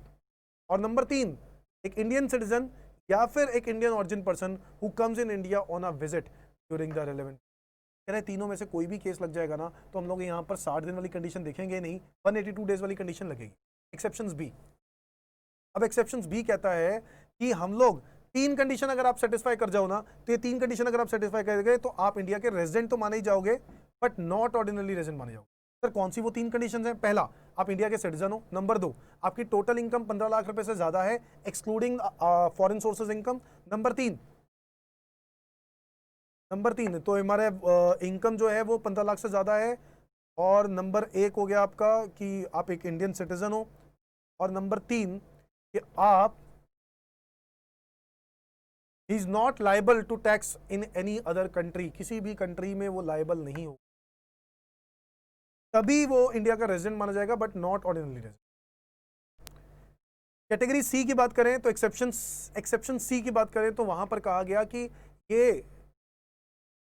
ये जो एक्सेप्शंस हैं, ये एक्सेप्शंस कहते हैं कि अगर 4 कंडीशंस पूरी हो जाए तो आप इंडिया के रेजिडेंट हो, बट नॉट ऑर्डिनरी रेजिडेंट। ये 4 एक्सेप्शंस क्या हैं? ये 4 कंडीशंस क्या हैं?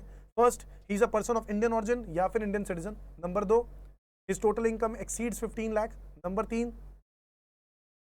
3, वो इंडिया में आ रहा है on a visit during the relevant previous year, on a visit आ रहा है।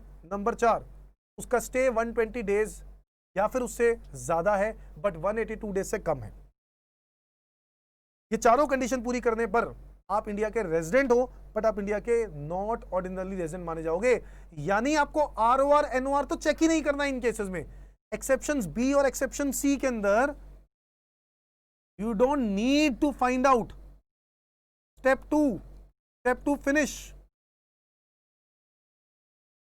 टू फिनिश, यानी स्टेप 1 में ही कहानी खत्म। यही कंडीशन पूरी करो, अब स्टेप 1 खत्म। स्टेप 1 में सीधा कंक्लूजन आ रहा है। जबकि जो एक्सेप्शंस ए वाले होते हैं ना लोग, और जो नॉर्मल लोग होंगे जो इस पे एक्सेप्शंस लग ही नहीं रहे, उन लोगों के लिए तो रेजिडेंट के बाद आगे चेक करना जरूरी है। इसके बाद तो स्टेप 2 भी आएगा, इसके बाद स्टेप 2 आएगा और नॉर्मल कंडीशंस में भी स्टेप 2 आएगा। स्टेप 2 जब आएगा तो उसमें यही तो चेक करना होता है कि आप इंडिया के आरओआर हो या फिर आप इंडिया के एनओआर हो। बात समझ में आ रही है बच्चों? हाँ जी। तो अब हम बढ़ते हैं अगले पॉइंट पर। अब ये हम लोगों ने पढ़ा, हाँ जी, तो अब हम पढ़ते हैं बच्चों सेक्शन 6(1) हम लोग पढ़ रहे हैं रेजिडेंट ऑफ इंडिया। अब हम पढ़ते हैं नॉन रेजिडेंट ऑफ इंडिया कौन होता है। तो आओ जरा देखें, नॉन रेजिडेंट ऑफ इंडिया किसको कहेंगे? Who is non resident of India? तो सिंपल सी बात है बच्चों, अगर मैं कह रहा हूं रेजिडेंट ऑफ इंडिया, तो रेजिडेंट ऑफ इंडिया कौन है? जो वो दो कंडीशन सेटिस्फाई कर जाए, दोनों में से कोई भी एक कंडीशन सेटिस्फाई करने पर आप इंडिया के रेजिडेंट बन जाते हो। एक्सेप्शनल केसेस कवर कर लो तब भी आप इंडिया के रेजिडेंट बन जाते हो। सर अगर आप इंडिया के रेजिडेंट बन गए तो आपको आगे रेजिडेंट भी कौन से टाइप के होते हैं वो भी आपको क्लासिफाई करना है, रेजिडेंट एंड ऑर्डिनरली रेजिडेंट, या फिर resident but not ordinarily resident, yes या no. But sir non resident की क्या डेफिनेशन होगी? सिंपल सी बात है बच्चों, अगर रेजिडेंट वाली वो कंडीशंस सेटिस्फाई नहीं कर पाए तो आप इंडिया के क्या बन जाओगे? Non resident of India. समझ में आया? तो देखो क्या कहता है, an individual is said to be a non resident of India if he does not satisfies both the basic conditions. क्योंकि दोनों में से कोई एक करनी है ना, अगर दोनों में से कोई एक भी नहीं कर पा रहा then he is non resident of India. समझ में आ गई बात? आओ जरा देखें। नाउ नेक्स्ट, रेजिडेंट होने के बाद आपको क्या चेक करना होता है बच्चों, कि आप इंडिया के आरओआर हो या नहीं। अब इंडिया के आरओआर यानी रेजिडेंट एंड ऑर्डिनरी रेजिडेंट, मैं क्या बोलता हूं? Pure resident. क्या बोलता हूं इसको? Pure resident. मिट्टी से जुड़ा हुआ इंसान जो इंडिया छोड़ के बहुत ही कम चांसेस हो जाता है, इंडिया छोड़ के बहुत ही कम चांस। सर ऐसे केस में इंडिया के आरओआर आप कब माने जाते हो? आप इंडिया के कब आरओआर माने जाते हो? दो कंडीशन है बच्चों, अगर दोनों की दोनों कंडीशन सेटिस्फाई होंगी तभी आप इंडिया के आरओआर माने जाओगे, अदरवाइज आप इंडिया के एनओआर माने जाओगे। सर दोनों की दोनों? जी हां, दोनों की दोनों। अच्छा समझ में आई बात? आओ जरा देखें। If an individual satisfies both the additional conditions, then he or she will be treated as ROR of India. तो बच्चों अगर आपने देखा हो पहले जो हम लोगों ने पढ़ा था उसमें any one of the following two conditions था, यहां पे both the additional conditions है। पहले condition, if he or she is resident of India in 2 out of 10 previous years immediately preceding the relevant previous year। पिछले 10 previous years बच्चों, आप देखो इस साल में रेजिडेंट तो आप हो गए हो, अब आप इस साल में आरओआर हो या नहीं उसके लिए आपको पिछले 10 सालों में जाना होगा, और पिछले 10 सालों में कोई भी 2 साल अगर आप इंडिया के रेजिडेंट माने गए ना तो आप इंडिया के इस साल में आरओआर हो। मैं टेंशन मत लो, अभी मैं एग्जांपल देके बताऊंगा, ठीक है। पहले ही बात तो ये लिखता है पिछले 10 साल, अंग्रेजी की सिंपली हिंदी करके समझो बस अभी फिलहाल। इफ ही और she is resident in India, resident मतलब सर वही जो हम लोगों ने कैटेगरी ए वाली कंडीशंस अभी पढ़ी थी ना, बेसिक कंडीशंस क्या थी वो, 182 डेज वाली या 60 डेज वाली, दोनों में से कोई भी एक कंडीशन पूरी कर जाए तो रेजिडेंट है। कह रहा है इफ ही और she is resident in India in 2 previous years out of 10 previous years, सिर्फ 2, immediately preceding the relevant previous year. समझ में आ गया? पिछले प्रीवियस ईयर जो आपका प्रीवियस है ना उससे पहले के 10 साल पे जाओ और उस 10 सालों में कोई भी 2 साल रेजिडेंट प्रूव करवा दो, आप इंडिया के आरओआर माने जाओगे। बट साथ में एक और कंडीशन सेटिस्फाई करनी है। दूसरी कंडीशन क्या है? इफ ही और she is in India for 730 days और more during 7 previous years immediately preceding the relevant previous year. पिछले 7 सालों में 730 दिन, ना ही वो 2 कंसेक्यूटिव ईयर रेजिडेंट माना जाना चाहिए, 2 कंसेक्यूटिव ईयर के लिए रेजिडेंट नहीं करना, 10 में कोई भी 2 साल है, कोई भी 2 साल, और जो 730 दिन है ऑब्वियसली वो भी 7 सालों में टोटल है। टोटल मतलब किसी दिन, किसी साल में 50 दिन रहा है, किसी साल में रहा नहीं, किसी एक साल में 365 दिन रहा है, तो टोटल करके 730 अगर कर गया ना तो वो इंडिया का आरओआर माना जाएगा। ये वो 2 एडिशनल कंडीशंस हैं जो आपको सेटिस्फाई करनी है। समझ में आया बच्चों? तो ये दोनों की दोनों एडिशन कंडीशन सेटिस्फाई करो, आप इंडिया के आरओआर हो, otherwise NOR, not ordinarily resident of India. और फर्क क्या है मैं आपको आने वाली क्लासेस में बताऊंगा कि भाई कैसे रेजिडेंट एंड ऑर्डिनरी रेजिडेंट को टैक्स ज्यादा देना पड़ता है और कैसे एनओआर को टैक्स कम देना पड़ता है। इनकम टैक्स लॉ में ऐसा कहां लिखा हुआ है वो बात हम लोग पढ़ेंगे। अभी समझ रहे हैं रेजिडेंशियल स्टेटस कि आरओआर आप कैसे बन सकते हो और एनओआर आप क्या बनोगे। आओ जरा एक एग्जांपल लेके चलते हैं। अच्छा, 1-2 इंपॉर्टेंट नोट्स भी है नीचे, ये दोनों बातों को भी। अच्छा, एक बात और कॉमन चीज है इन दोनों में, अगर आप इन 2 प्रीवियस ईयर्स को देखो ना, 2 आउट ऑफ 10, एक साल में कितने दिन होते हैं बच्चों? 365 है ना, तो 365 मल्टीप्लाई बाय 2 730 ही होता है। तो वो लोग किसी 2 साल में 2 साल वो कंडीशंस पूरी करवाना चाहते थे, 2 साल में या तो तुम रेजिडेंट बन जाओ या 2 साल का टोटल स्टे आपका पिछले 7 सालों में बनता हो। अब वो टोटल 730 दिन है, वो चाहे जैसे मर्जी हो, और ये 2 प्रीवियस ईयर में भी रेजिडेंट आप जैसे मर्जी। अब रेजिडेंट क्या होता है वो आपको जानते हो। रेजिडेंट के लिए आपको क्या करना होगा, रेजिडेंट के लिए आपको क्या करना होगा, वो बेसिक कंडीशंस कौन सी वाली, 182 डेज वाली या फिर 60 डेज वाली, वो दोनों में से कोई भी एक कंडीशन सेटिस्फाई करनी होगी पिछले 10 सालों में से कोई भी 2 सालों में। तो आओ एक क्वेश्चन करके देखते हैं। इसके अलावा आप लोगों ने पढ़ लिया, ठीक है, resident but not ordinary resident कौन होगा, जिसकी दोनों की दोनों एडिशनल कंडीशन सेटिस्फाई नहीं होंगी। वो बेसिक कंडीशंस हो गई, एडिशनल कंडीशंस हो गई, वो 2 कंडीशन बेसिक हो गई, ये 2 एडिशनल हो गई, और दोनों की दोनों सेटिस्फाई नहीं हुई तो आप एनओआर हो, ठीक है। नाउ क्वेश्चन को करने से पहले एक इंपॉर्टेंट नोट देख लेते हैं। कहता है date of entry in India as well as date of departure from India both ways shall be considered as stay in India. जिस दिन आप इंडिया में आ रहे हो और जिस दिन आप इंडिया से जा रहे हो, दोनों ही दिन इंडिया में काउंट करने हैं। समझ में आ गई बात, ताकि कंफ्यूजन ही ना हो। क्लियर हो गया, ओके। सर एक और बात, रेजिडेंशियल स्टेटस और सिटीजनशिप में एक फर्क होता है, वो भी फर्क आपके दिमाग में जरूर आ रहा होगा कि सर रेजिडेंट सिटीजन होता है, सिटीजन रेजिडेंट होता है। ऐसे बहुत सारे बच्चे सोचने हैं, बट ये गलत है। रेजिडेंशियल स्टेटस और सिटीजनशिप में बहुत फर्क है। सिटीजन कौन होता है इंडिया का, जिसके पास इंडिया के वोटिंग राइट्स हैं, जिसके पास, जो इंडिया में बॉर्न हुआ, इंडिया में वोटिंग राइट्स हैं। अच्छा, अगर बॉर्न नहीं भी हुआ, अगर वो इंडिया में माइग्रेट हुआ है, तो भी वो इंडिया में सिटीजनशिप ले सकता है by way of Aadhaar card और ये सब चीजें। तो बेसिकली इंडियन सिटीजन होना अलग बात होती है। रेजिडेंशियल स्टेटस तो आपके डिपेंड करता है कि कितने दिनों का स्टे आपका इंडिया में है। Sir Ricky Ponting Australian cricketer है, आईपीएल होता है, और इस आईपीएल की वजह से वो इंडिया में ज्यादा टाइम बिताता है। मान लो वो 200 सवा 200 दिन वो इंडिया में रहता है, क्योंकि उसको कुछ लोग प्लेयर्स को, यंग प्लेयर्स को ट्रेनिंग भी देनी होती है कि, और आपको अपनी टीम के लिए प्लेयर्स चुनने होते हैं। वो दिल्ली कैपिटल्स का, दिल्ली कैपिटल जो आईपीएल टीम है ना, उसका कोच है। अब मान लो वो करीब पिछले साल 250 दिन रहा, 250 डेज, और हर साल ही वो करीब 100 दिन, 120 दिन रह रहा है, और उस साल में 250 दिन रह गया।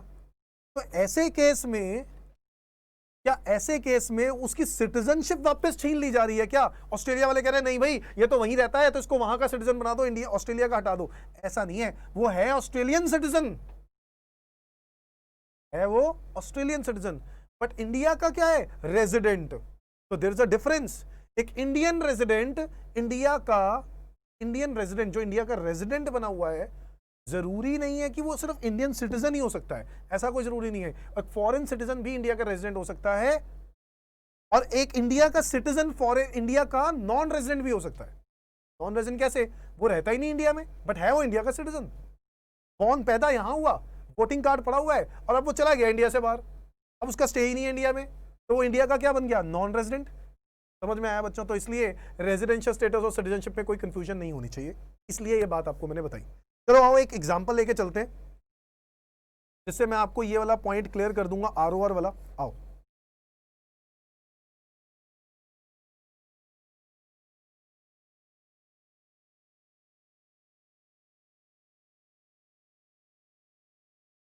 मिस्टर सुमित,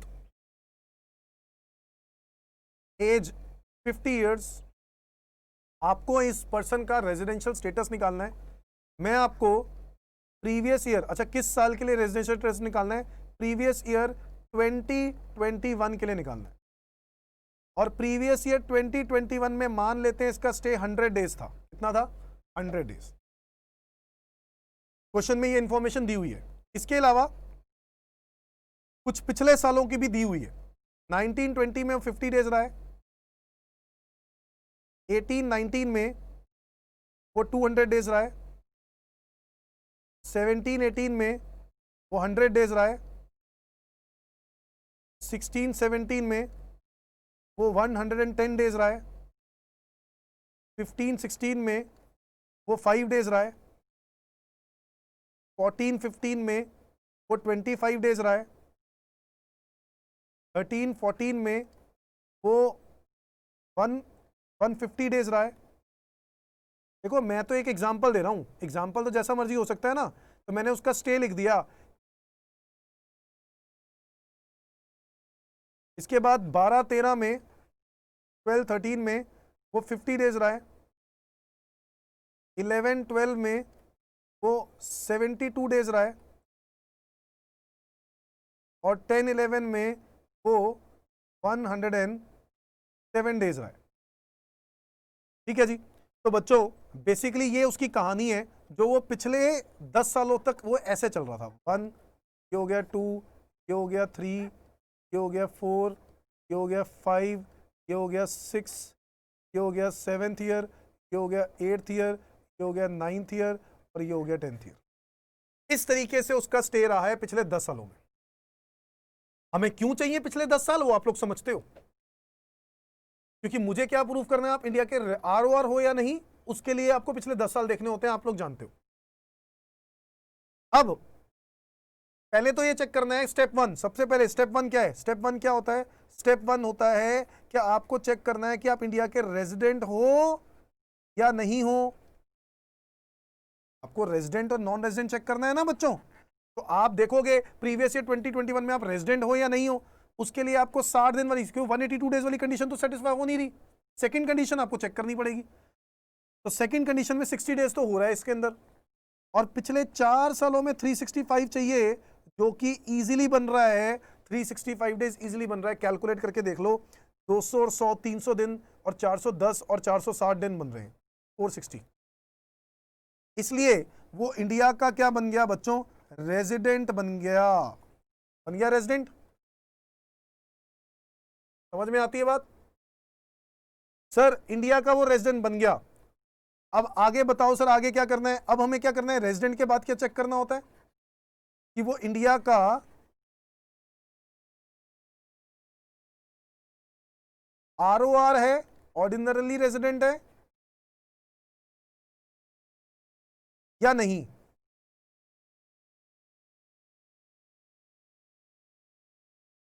ROR है या नहीं। अब ROR है या नहीं, उसके लिए 2 कंडीशन हैं, बता दो एक बार फिर से। पिछले 10 प्रीवियस ईयर्स में से कोई भी 2 प्रीवियस ईयर्स में रेजिडेंट, और पिछले 7 सालों में 730 दिन। जब मैं पिछले बोलता हूं, इसका मतलब है उस प्रीवियस ईयर को छोड़ना है जिस प्रीवियस ईयर का हम रेजिडेंशियल स्टेटस निकाल रहे हो, जिसमें आपने रेजिडेंट तो प्रूव कर ही दिया है भाई, रेजिडेंट तो प्रूव कर दिया, तभी तो ROR NOR में जा रहे हो। तो अब आपको पिछले 10 साल या पिछले 7 सालों में जाना है। ये रहे आपको पिछले 10 साल की इंफॉर्मेशन। आपको पिछले 10 सालों में कोई भी 2 साल क्या प्रूव करना है? रेजिडेंट। तो आओ देखते हैं, क्या मैं फर्स्ट वाले में यानी ये 50 वाले में रेजिडेंट बन सकता हूं? नहीं बन सकता बच्चों। क्यों नहीं बन सकता सर? क्योंकि पहले वाले में सर दोनों कंडीशन पूरी नहीं हो रही ना। 1920 की या तो 60 दिन वाली कंडीशन पूरी हो जाती है, या 182 वाली, दोनों ही पूरी नहीं हो रही। इस वजह से इस साल में तो वो इंडिया का रेजिडेंट माना नहीं जा सकता। सेकंड कंडीशन देखो, 60 डेज वाली का पता नहीं, बट 182 वाली हो रही है, और दोनों में से कोई एक पूरी करनी थी। हो गया भाई, एक तो रेजिडेंट बन गया। मुझे कितने प्रूफ करवाने हैं? 2। आओ इसमें चेक करते हैं। सर ये 182 वाली कंडीशन तो हो नहीं रही, 60 दिन वाली हो सकती है। 60 दिन वाली के लिए पिछले 4 सालों में 365 चाहिए। आओ जरा देखें, इसको छोड़ देंगे, 1 2 3 4, क्या 365 बन रहा है? 110, 15, 140 और 290।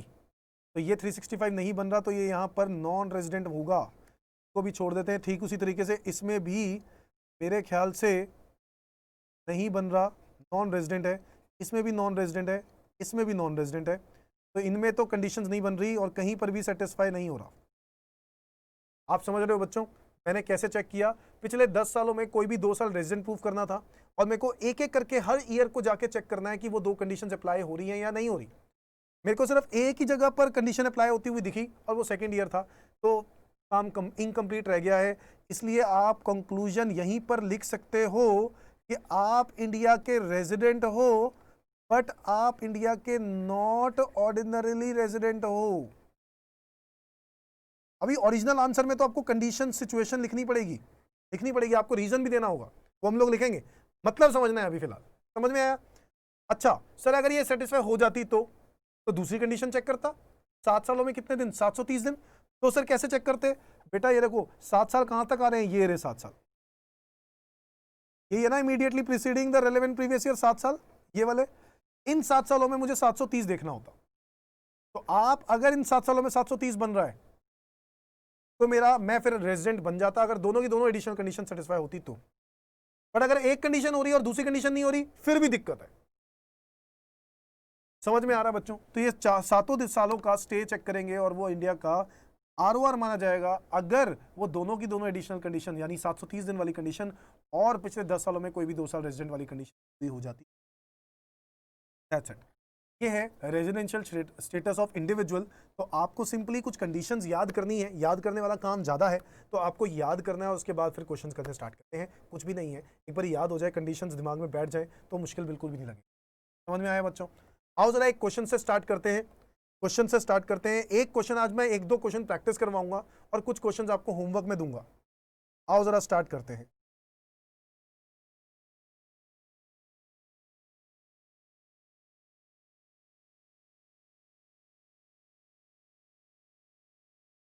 ये आपके पास असाइनमेंट होगा बच्चों, असाइनमेंट नंबर 1। क्वेश्चन बहुत क्लियर कहता है, citizen of Africa has been staying in India since 1980। He leaves India on 16th of July 2019 on a visit to Africa and returns on 4th of January 2020. Determine his residential status for the assessment year 2021. आपको बताना है उसका residential status क्या होगा। Simple सा 2 लाइनों का question है। दिक्कत क्या है, एक ये अफ्रीकन सिटीजन है, ये इंडियन सिटीजन नहीं है and has been staying in India since 1980। 1980 से इंडिया में। ही लीव्स इंडिया, इंडिया छोड़ के गया 19-20 में। हमें देखो असेसमेंट ईयर 20-21 के लिए निकालना है ना बच्चों, तो इसका मतलब क्या है, प्रीवियस ईयर 1920। जी हाँ, तो प्रीवियस ईयर 1920 के लिए निकालना है। मैं आपको ये 2 क्वेश्चंस करके दिखा रहा हूं कि कैसे कंडीशंस लिखनी होती हैं। ठीक है, तो कुछ क्वेश्चंस आपको घर पर खुद बैठकर देखना है कि क्या कंडीशंस कैसे लिखनी होती हैं, वो मैं आपको तरीका बता रहा हूं। समझ में आया? देखो बेटा, ये एग्जाम में 5 से 6 नंबर का क्वेश्चन आता है रेजिडेंशियल स्टेटस का। तो उसमें ये नहीं है कि आपको सीधा कंक्लूजन लिखना है, आपको आंसर नहीं लिखना, आपको रीजनिंग देनी होगी कि आंसर क्यों आया। तो स्टार्ट करते हैं हम अपना आंसर।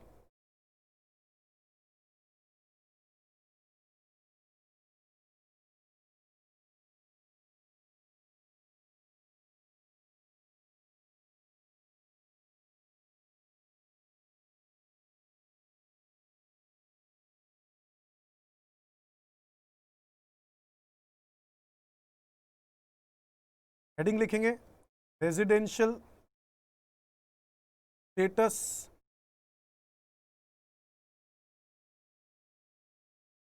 ऑफ, अच्छा वैसे नाम नहीं लिखा हुआ इसके अंदर तो हम लोग लिख लेते हैं ऑफ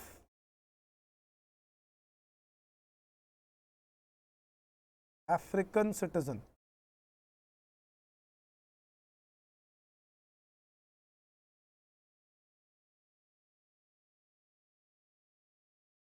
फॉर द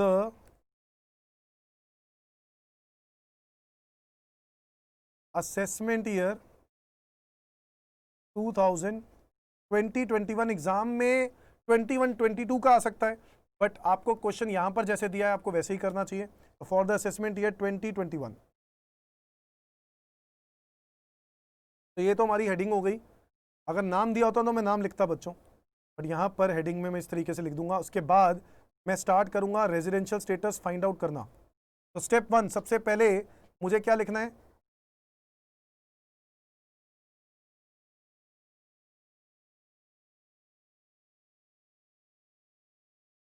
रेजिडेंट और नॉन रेजिडेंट। स्टेप्स में करूंगा 2 स्टेप्स है बच्चों, एक रेजिडेंट और नॉन रेजिडेंट, और अगर रेजिडेंट है तो आरओआर है या नहीं उसके बारे में। तो रेजिडेंट और नॉन रेजिडेंट,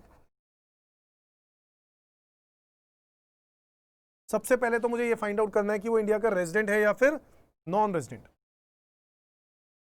और उसके लिए जब भी ऐसा कोई क्वेश्चन हो तो सबसे पहले तो आप लोग क्या करो, वो प्रीवियस ईयर 1920 यानी जिस साल के लिए वो रेजिडेंट स्टेटस निकाल रहा है उसका स्टे निकाल लो कि 1920 में उसका स्टे बनता कितना है। तो मैं अब वही करने वाला हूं बच्चों, प्रीवियस ईयर 2019-20 में उसका स्टे निकालने वाला हूं। मुझे क्वेश्चन के इंफॉर्मेशन में दिया हुआ है कि वो 16 जुलाई 2019 को इंडिया छोड़ के गया है, यानी बच्चों वो अप्रैल 2019 में तो वो इंडिया में ही होगा। यस या नो? अप्रैल 2019 क्या वो इंडिया में होगा या नहीं होगा? बिल्कुल होगा। मई 2019 में बिल्कुल होगा। मई में 31 दिन। बेटा जिसको डेज में कंफ्यूजन हो तो बचपन वाले तरीके से चला लो। बचपन वाले तरीके क्या थे? ये वाला तरीका बचपन में सिखाया जाता था ना, मैम सिखाती थी। जनवरी, फरवरी, मार्च, अप्रैल, मई, जून, जुलाई, समझ में आया? अगस्त, सितंबर, अक्टूबर, नवंबर, दिसंबर। बड़े वाला 31, छोटे वाला 30। फेब को छोड़ के, फेब में 28 से 29 होता है कि नहीं? तो बच्चों याद रखना है इसको, इस तरीके से याद कर लो, बट एक्यूरेट होना चाहिए आपका आंसर, नहीं तो गलत हो जाएगा। अप्रैल में 30, मई में 31, जून में 30। अब देखो कब गया वो, 16 जुलाई 2019 को गया ना, तो 16 जुलाई 2019 तक मुझे जाना है, इसलिए मैं जुलाई 2019 में भी रहा हूं इंडिया में। और कब तक रहा हूं? 16 जुलाई तक रहा हूं। और आपको पता ही है कि डेट ऑफ डिपार्चर को भी इंडिया में काउंट करते हैं, तो 16 जुलाई में पूरा जुलाई लूंगा, 16 दिन लूंगा। इसके बाद अगस्त, सितंबर, अक्टूबर नहीं, नवंबर नहीं, दिसंबर नहीं, 4 जनवरी को वो वापस इंडिया में आया है। तो जनवरी 2020 कब आया इंडिया में? 4 जनवरी को। तो बच्चों अगर 4 जनवरी को वो इंडिया में आ रहा है, तो मैंने आपको बताया ही था कि डेट ऑफ अराइवल और डेट ऑफ डिपार्चर दोनों ही दिन इंडिया में काउंट करने हैं, 4 को इंडिया में काउंट करना है। तो कितने दिन आउट ऑफ इंडिया रहा? 3 दिन। कितने में से? जनवरी में कितने दिन होते हैं? 31। 31 में से 3 दिन हटा दो बच्चों, तो 31 माइनस 3 यानी 28 आएगा यहां पर। फरवरी 2020, फरवरी 2020 बच्चों ये लीप ईयर होता है, 4 साल में एक बार आता है। जहां पे डिविजिबल बाय 4 हो वहां लीप ईयर आता है, याद रखना। और लीप ईयर में फरवरी मंथ में 29 डेज होते हैं, तो ये लीप ईयर है, इसलिए मैं 29 डेज लिख रहा हूं। मैं यहां लिख रहा हूं लीप ईयर। भाई कई बार क्या होता है, एग्जामिनर को भी नहीं पता होता है कि नहीं, तो इसलिए आप लिखो जरूर मार्च 2020, 31 दिन। टोटल स्टे कितना बन गया बच्चों? ये टोटल कितना हो गया? ये हो गया 167, 8, 3, 9, 24, 125, 5, 8, 7, 12, 3, 16, 3, 195 डेज। ये लो मैंने फाइंड आउट कर दिया 195 डेज। इसका मतलब तो ये तो साबित हो गया कि वो इंडिया का रेजिडेंट है, क्योंकि 182 डेज वाली कंडीशन पूरी हो रही है कि नहीं? तो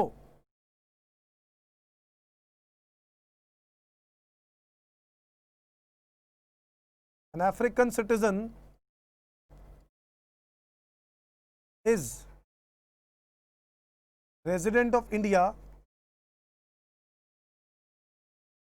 as he is able, या फिर he as he has satisfied the first basic condition, that is to stay in India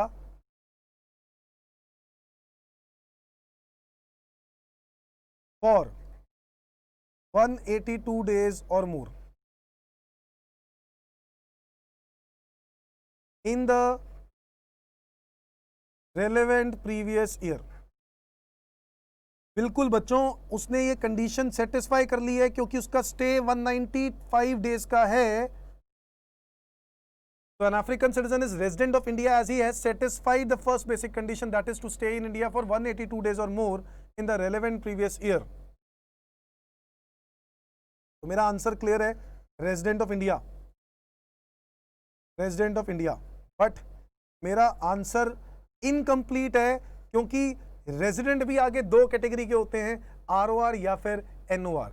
आपने देखा मैंने उस कंडीशन जरूर लिखी है, वो कंडीशन लिखनी पड़ेगी जिस कंडीशन के बेसिस पे आपने इसको रेजिडेंट बोला। समझ में आया? तो मैंने ये बात लिख दी। आगे सर आपने सेकंड कंडीशन का नाम नहीं लिया। बेटा सेकंड कंडीशन की मुझे जरूरत ही नहीं है, क्योंकि मुझे दोनों में से कोई एक कंडीशन पूरी करनी थी। मेरे को एक कंडीशन दिख रही थी, मैंने एक कंडीशन के बारे में लिख दिया। आप भी सेम आंसर लिख सकते हो, कोई दिक्कत वाली बात नहीं है। आगे लिखते हैं स्टेप नंबर 2। स्टेप नंबर 2 क्या चेक करेंगे? whether an African citizen is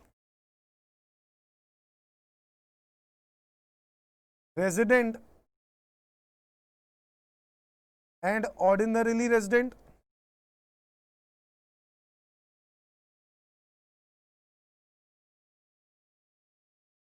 और नॉट, क्या वो ROR है इंडिया का या फिर वो NOR है इंडिया का, ये चेक करना है अब हमें स्टेप 2 में, है ना।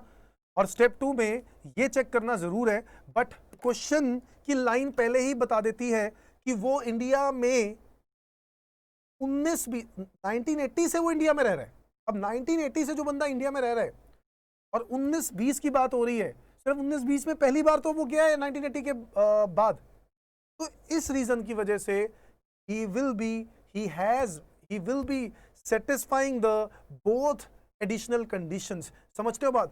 कौन सी एडिशनल कंडीशन? 7 सालों में 730 दिन और 2 previous year resident out of 10 previous year, automatically satisfy हो जाएगा, क्योंकि ये लाइन ही काफी है। क्या लाइन लिखी है कि since 1980 he has been staying in India, ये बात काफी है। तो मैं क्या लिखूंगा, मैं आंसर भी इसी तरीके से लिखूंगा।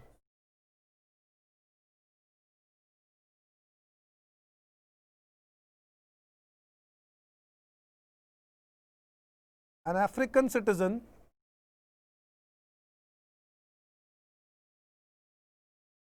has been staying in India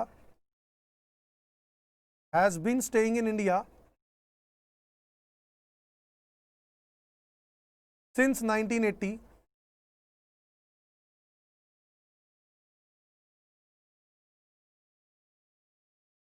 and he has never gone outside India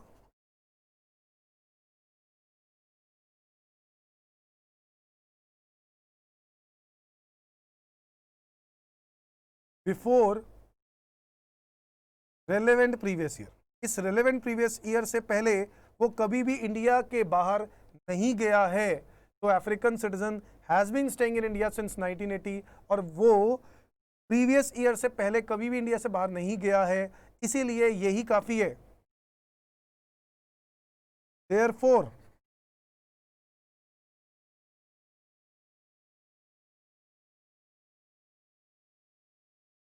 he has satisfied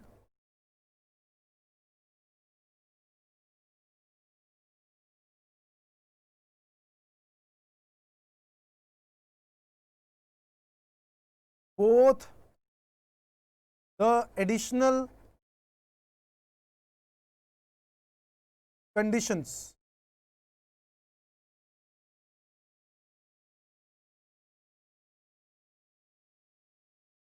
he is in India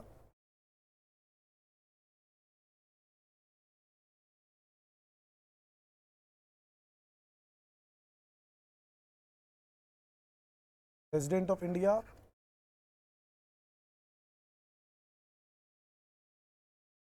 two previous years out of 10 previous years immediately preceding the relevant previous year। बेटे मैं बार बार PY गलती से लिख रहा हूं, but आप लोग वहां पे PY मत लिखना, प्रीवियस ईयर पूरा ही लिखना, ठीक है। Next second, he is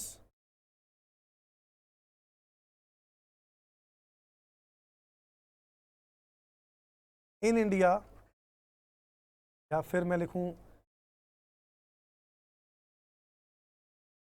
he has stayed in India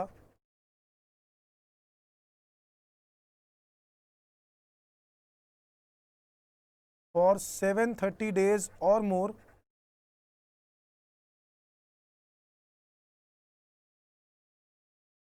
in 7 previous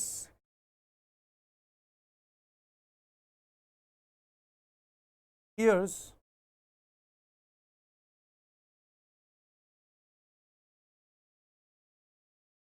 immediately preceding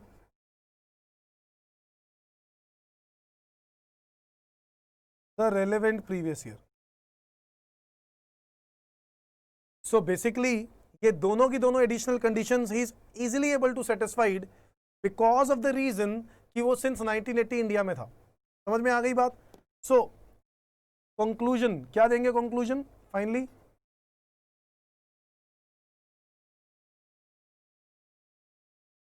he is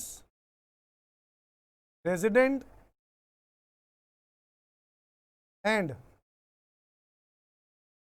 ordinarily resident of India. तो बच्चों आप लोग जब ये क्वेश्चन सॉल्व करोगे तो आप इसी तरीके से पहले स्टेप 1 फाइंड आउट करो, रेजिडेंट या नॉन रेजिडेंट, और फिर उसके बाद थोड़ी सी थ्योरी और वो लिखो कि कौन सी कंडीशन वो सेटिस्फाई कर पा रहा है, और फिर स्टेप 2 पे आओ जहां पर आपको ये प्रूव करना है कि वो आरओआर है या नहीं, और आरओआर के लिए आपको वो बातें लिखनी होंगी कि वो आरओआर है तो क्यों है और आरओआर नहीं है तो क्यों नहीं है.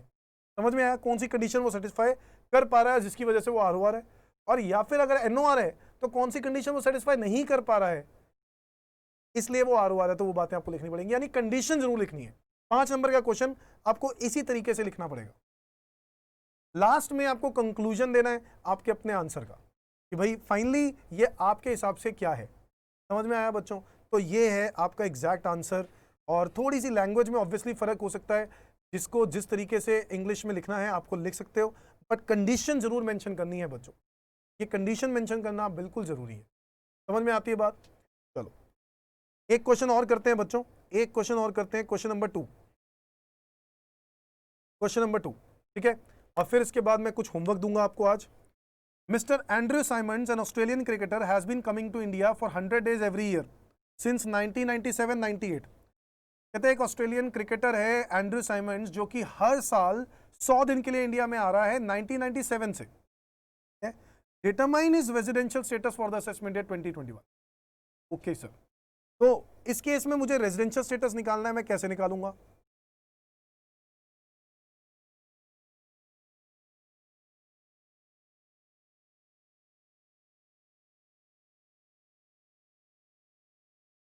तो देखो सॉल्यूशन नंबर 2,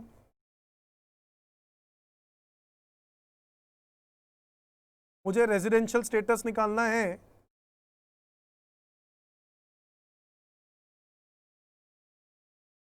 रेजिडेंशियल स्टेटस निकालना है ऑफ मिस्टर एंड्रयू साइमंड्स. ठीक है जी, कौन से ईयर के लिए निकालना है वो भी लिखा हुआ है, for the assessment year 2020-21. Assessment year 2021 का मतलब है बच्चों प्रीवियस ईयर 1920. जी हाँ, सबसे पहले स्टेप नंबर 1 कि एंड्रयू साइमंड्स रेजिडेंट है या फिर एंड्रयू साइमंड्स नॉन रेजिडेंट है, ये बात चेक करनी है.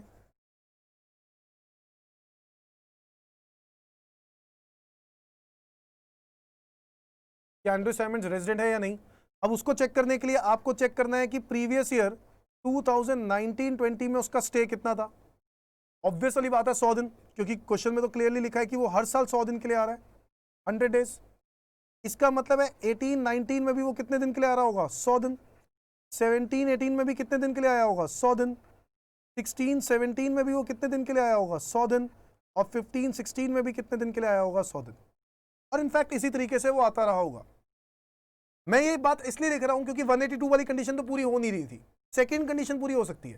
सेकंड कंडीशन क्या लिखी थी? 60 दिन या उससे ज्यादा, और पिछले 4 सालों में 365 days.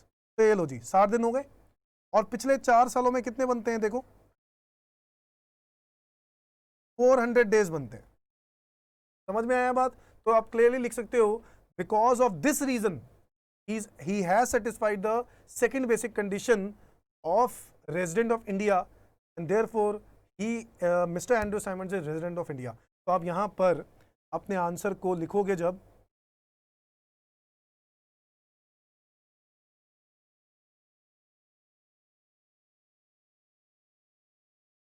Mr. Andrew Simons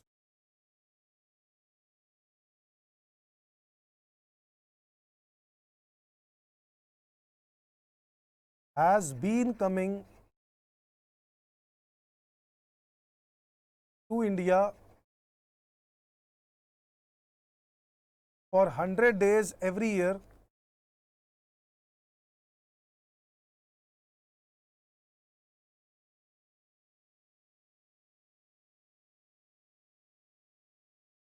therefore his stay in India in relevant previous year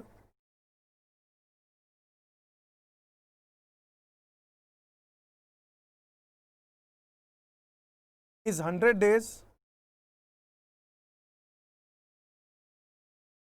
and 400 days in 4 previous years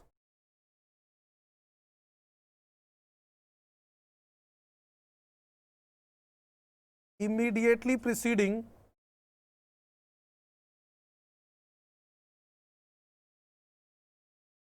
the relevant previous year.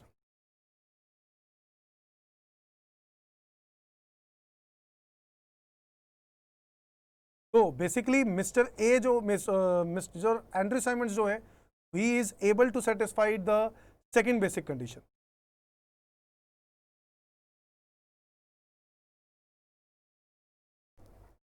Mister Andrew Symonds has satisfied the second basic condition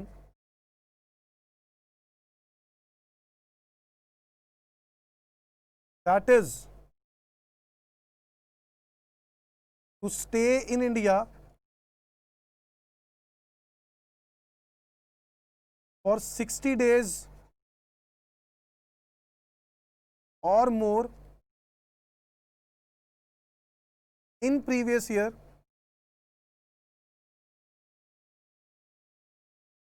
and 365 days or more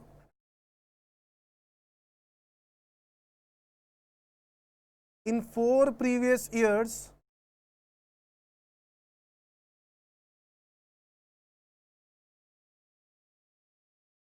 immediately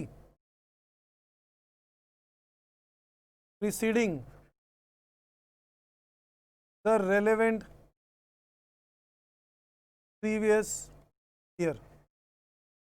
तो basically वो second basic condition satisfy कर रहा है, जिसकी वजह से मेरे को ये बात लिखनी पड़ी कि उसकी सेकंड कंडीशन में क्या डेज एक्चुअल में बन रहे हैं, वो मैंने ऊपर लिख दिया और नीचे मैंने लिख दिया कि उसकी सेकंड कंडीशन पूरी हो रही है.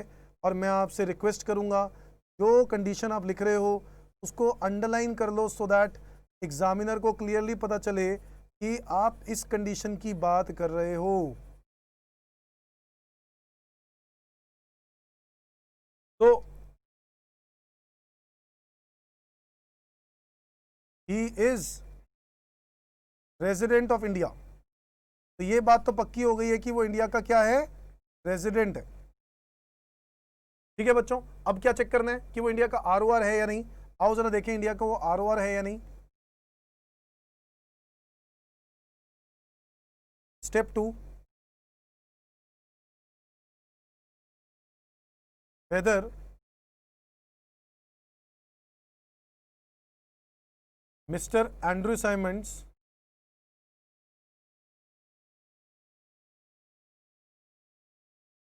is resident and ordinarily resident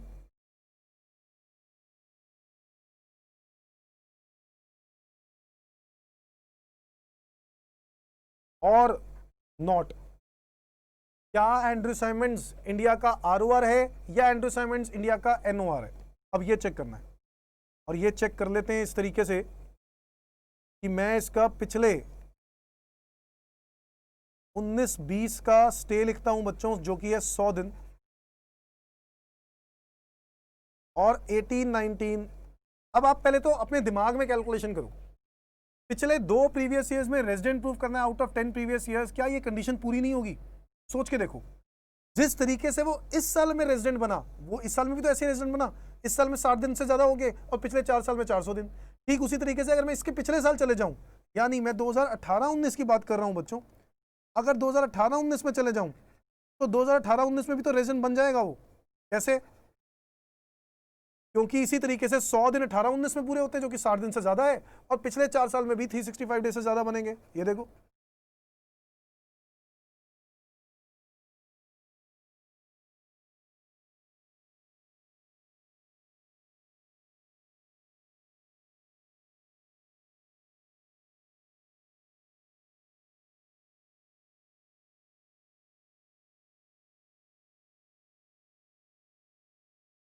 अब अगर मैं 7 साल तक देखूं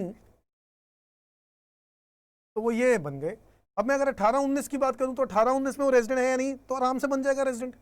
इसी तरीके से 17-18 में भी रेजिडेंट बन जाएगा, 16-17 में भी रेजिडेंट बनेगा, क्योंकि पिछले 4 सालों में 400 डेज बन रहे हैं और उस साल में 100 दिन तो है ही है, जो कि 60 दिन से ज्यादा होता है, तो इसलिए वो इंडिया का उस साल में भी रेजिडेंट बन जाएगा।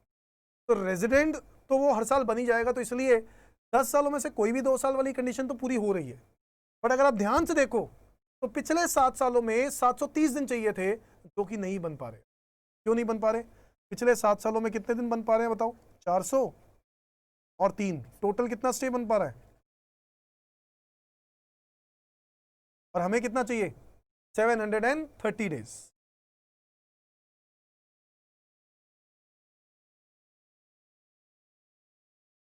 Mister Andrew Symonds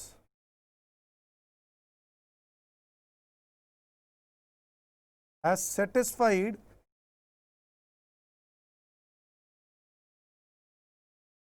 the first additional condition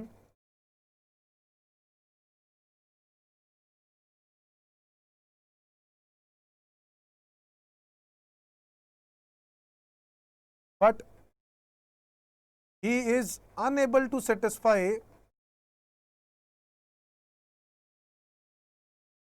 the second additional condition.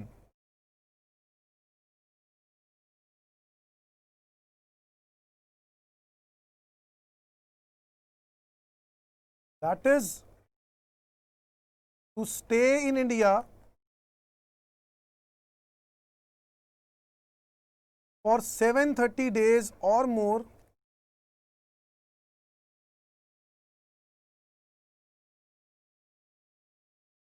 during 7 previous years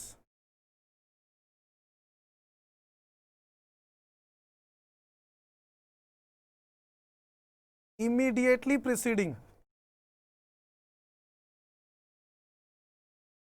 the relevant previous year.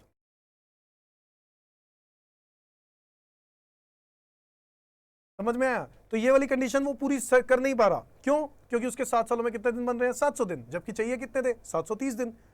To stay in India, तो मैंने ये वाली कंडीशन यहाँ पे लिख दी है कि वो ये सेटिस्फाई नहीं कर पा रहा। सर मैं तो वही रीजन लिखूंगा ना बेटा, जो वो जिसकी वजह से आंसर आ रहा है। पहली कंडीशन सेटिस्फाई हो रही है, सर आपने वो क्यों नहीं लिखी? लिखने को वो भी लिख दो, एक्स्ट्रा लिखना है, बट उसका रीजन नहीं है। अगर मैं वो लिख भी दूं, उसकी वजह से वो ROR थोड़ी ना बन रहा है, तो बन तो NOR ही रहा है ना, तो इसलिए मैंने वो कंडीशन लिख दी जिसकी वजह से वो NOR बन रहा है। समझ में आ रहा है बच्चों? तो मैंने ये बात लिख दी क्योंकि वो सेटिस्फाई नहीं कर पा रहा। फाइनली मैं क्या लिख दूंगा? Conclusion.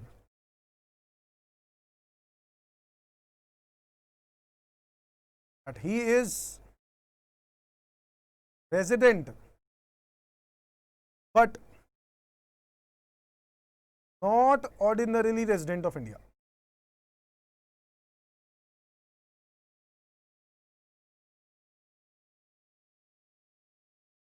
Is that clear? Resident तो है बट वो not ordinary resident of India है, ऑर्डिनरीली रेजिडेंट ऑफ इंडिया नहीं। समझ में आ रहा है बच्चों? तो अब आप क्या करते हैं, मैंने आपको ये 2 क्वेश्चंस करवाए हैं, ठीक है? मैं क्या करता हूं, अभी मैं आपको सारे क्वेश्चन होमवर्क में नहीं देता हूं, मैं कोई भी क्वेश्चन होमवर्क में नहीं देता हूं। चलो एक काम करते हैं, प्रैक्टिस करने के लिए आप एक काम करो, 3rd, 4th और 5th लिख लो यार। लिख लो लिख लो लिख लो, होमवर्क लिख लो, होमवर्क लिखो। 3rd, 4th, 5th, 6th, 7th और 8th, ये 6 क्वेश्चन बनते हैं बच्चों। ये 6 क्वेश्चन आपको प्रैक्टिस करने हैं और सारे इसी तरीके से प्रैक्टिस करने हैं, यही लिखकर, कंडीशंस लिख के। और जो भी बच्चे ये वीडियो देख रहे हैं, मैं उनसे उम्मीद कर रहा हूं कि वो बच्चे मुझे फोटो खींच के मेरे को भेजेंगे, सर मैंने ये वाला कर लिया है, ताकि मैं ये चेक कर सकूं कि आप लोग कंडीशन सही लिख पा रहे हो या नहीं। क्योंकि लैंग्वेज की वजह से मार्क्स कट सकते हैं बेटा। 5 नंबर का है, क्यों फालतू में? अरे भाई बहुत बढ़िया स्कोर बन सकता है, 5 नंबर फ्री के। समझ में आई बात? चलो, तो आज के लिए इतना ही करते हैं। आपको एक होमवर्क दे दिया है, ये आपको कंप्लीट करना है।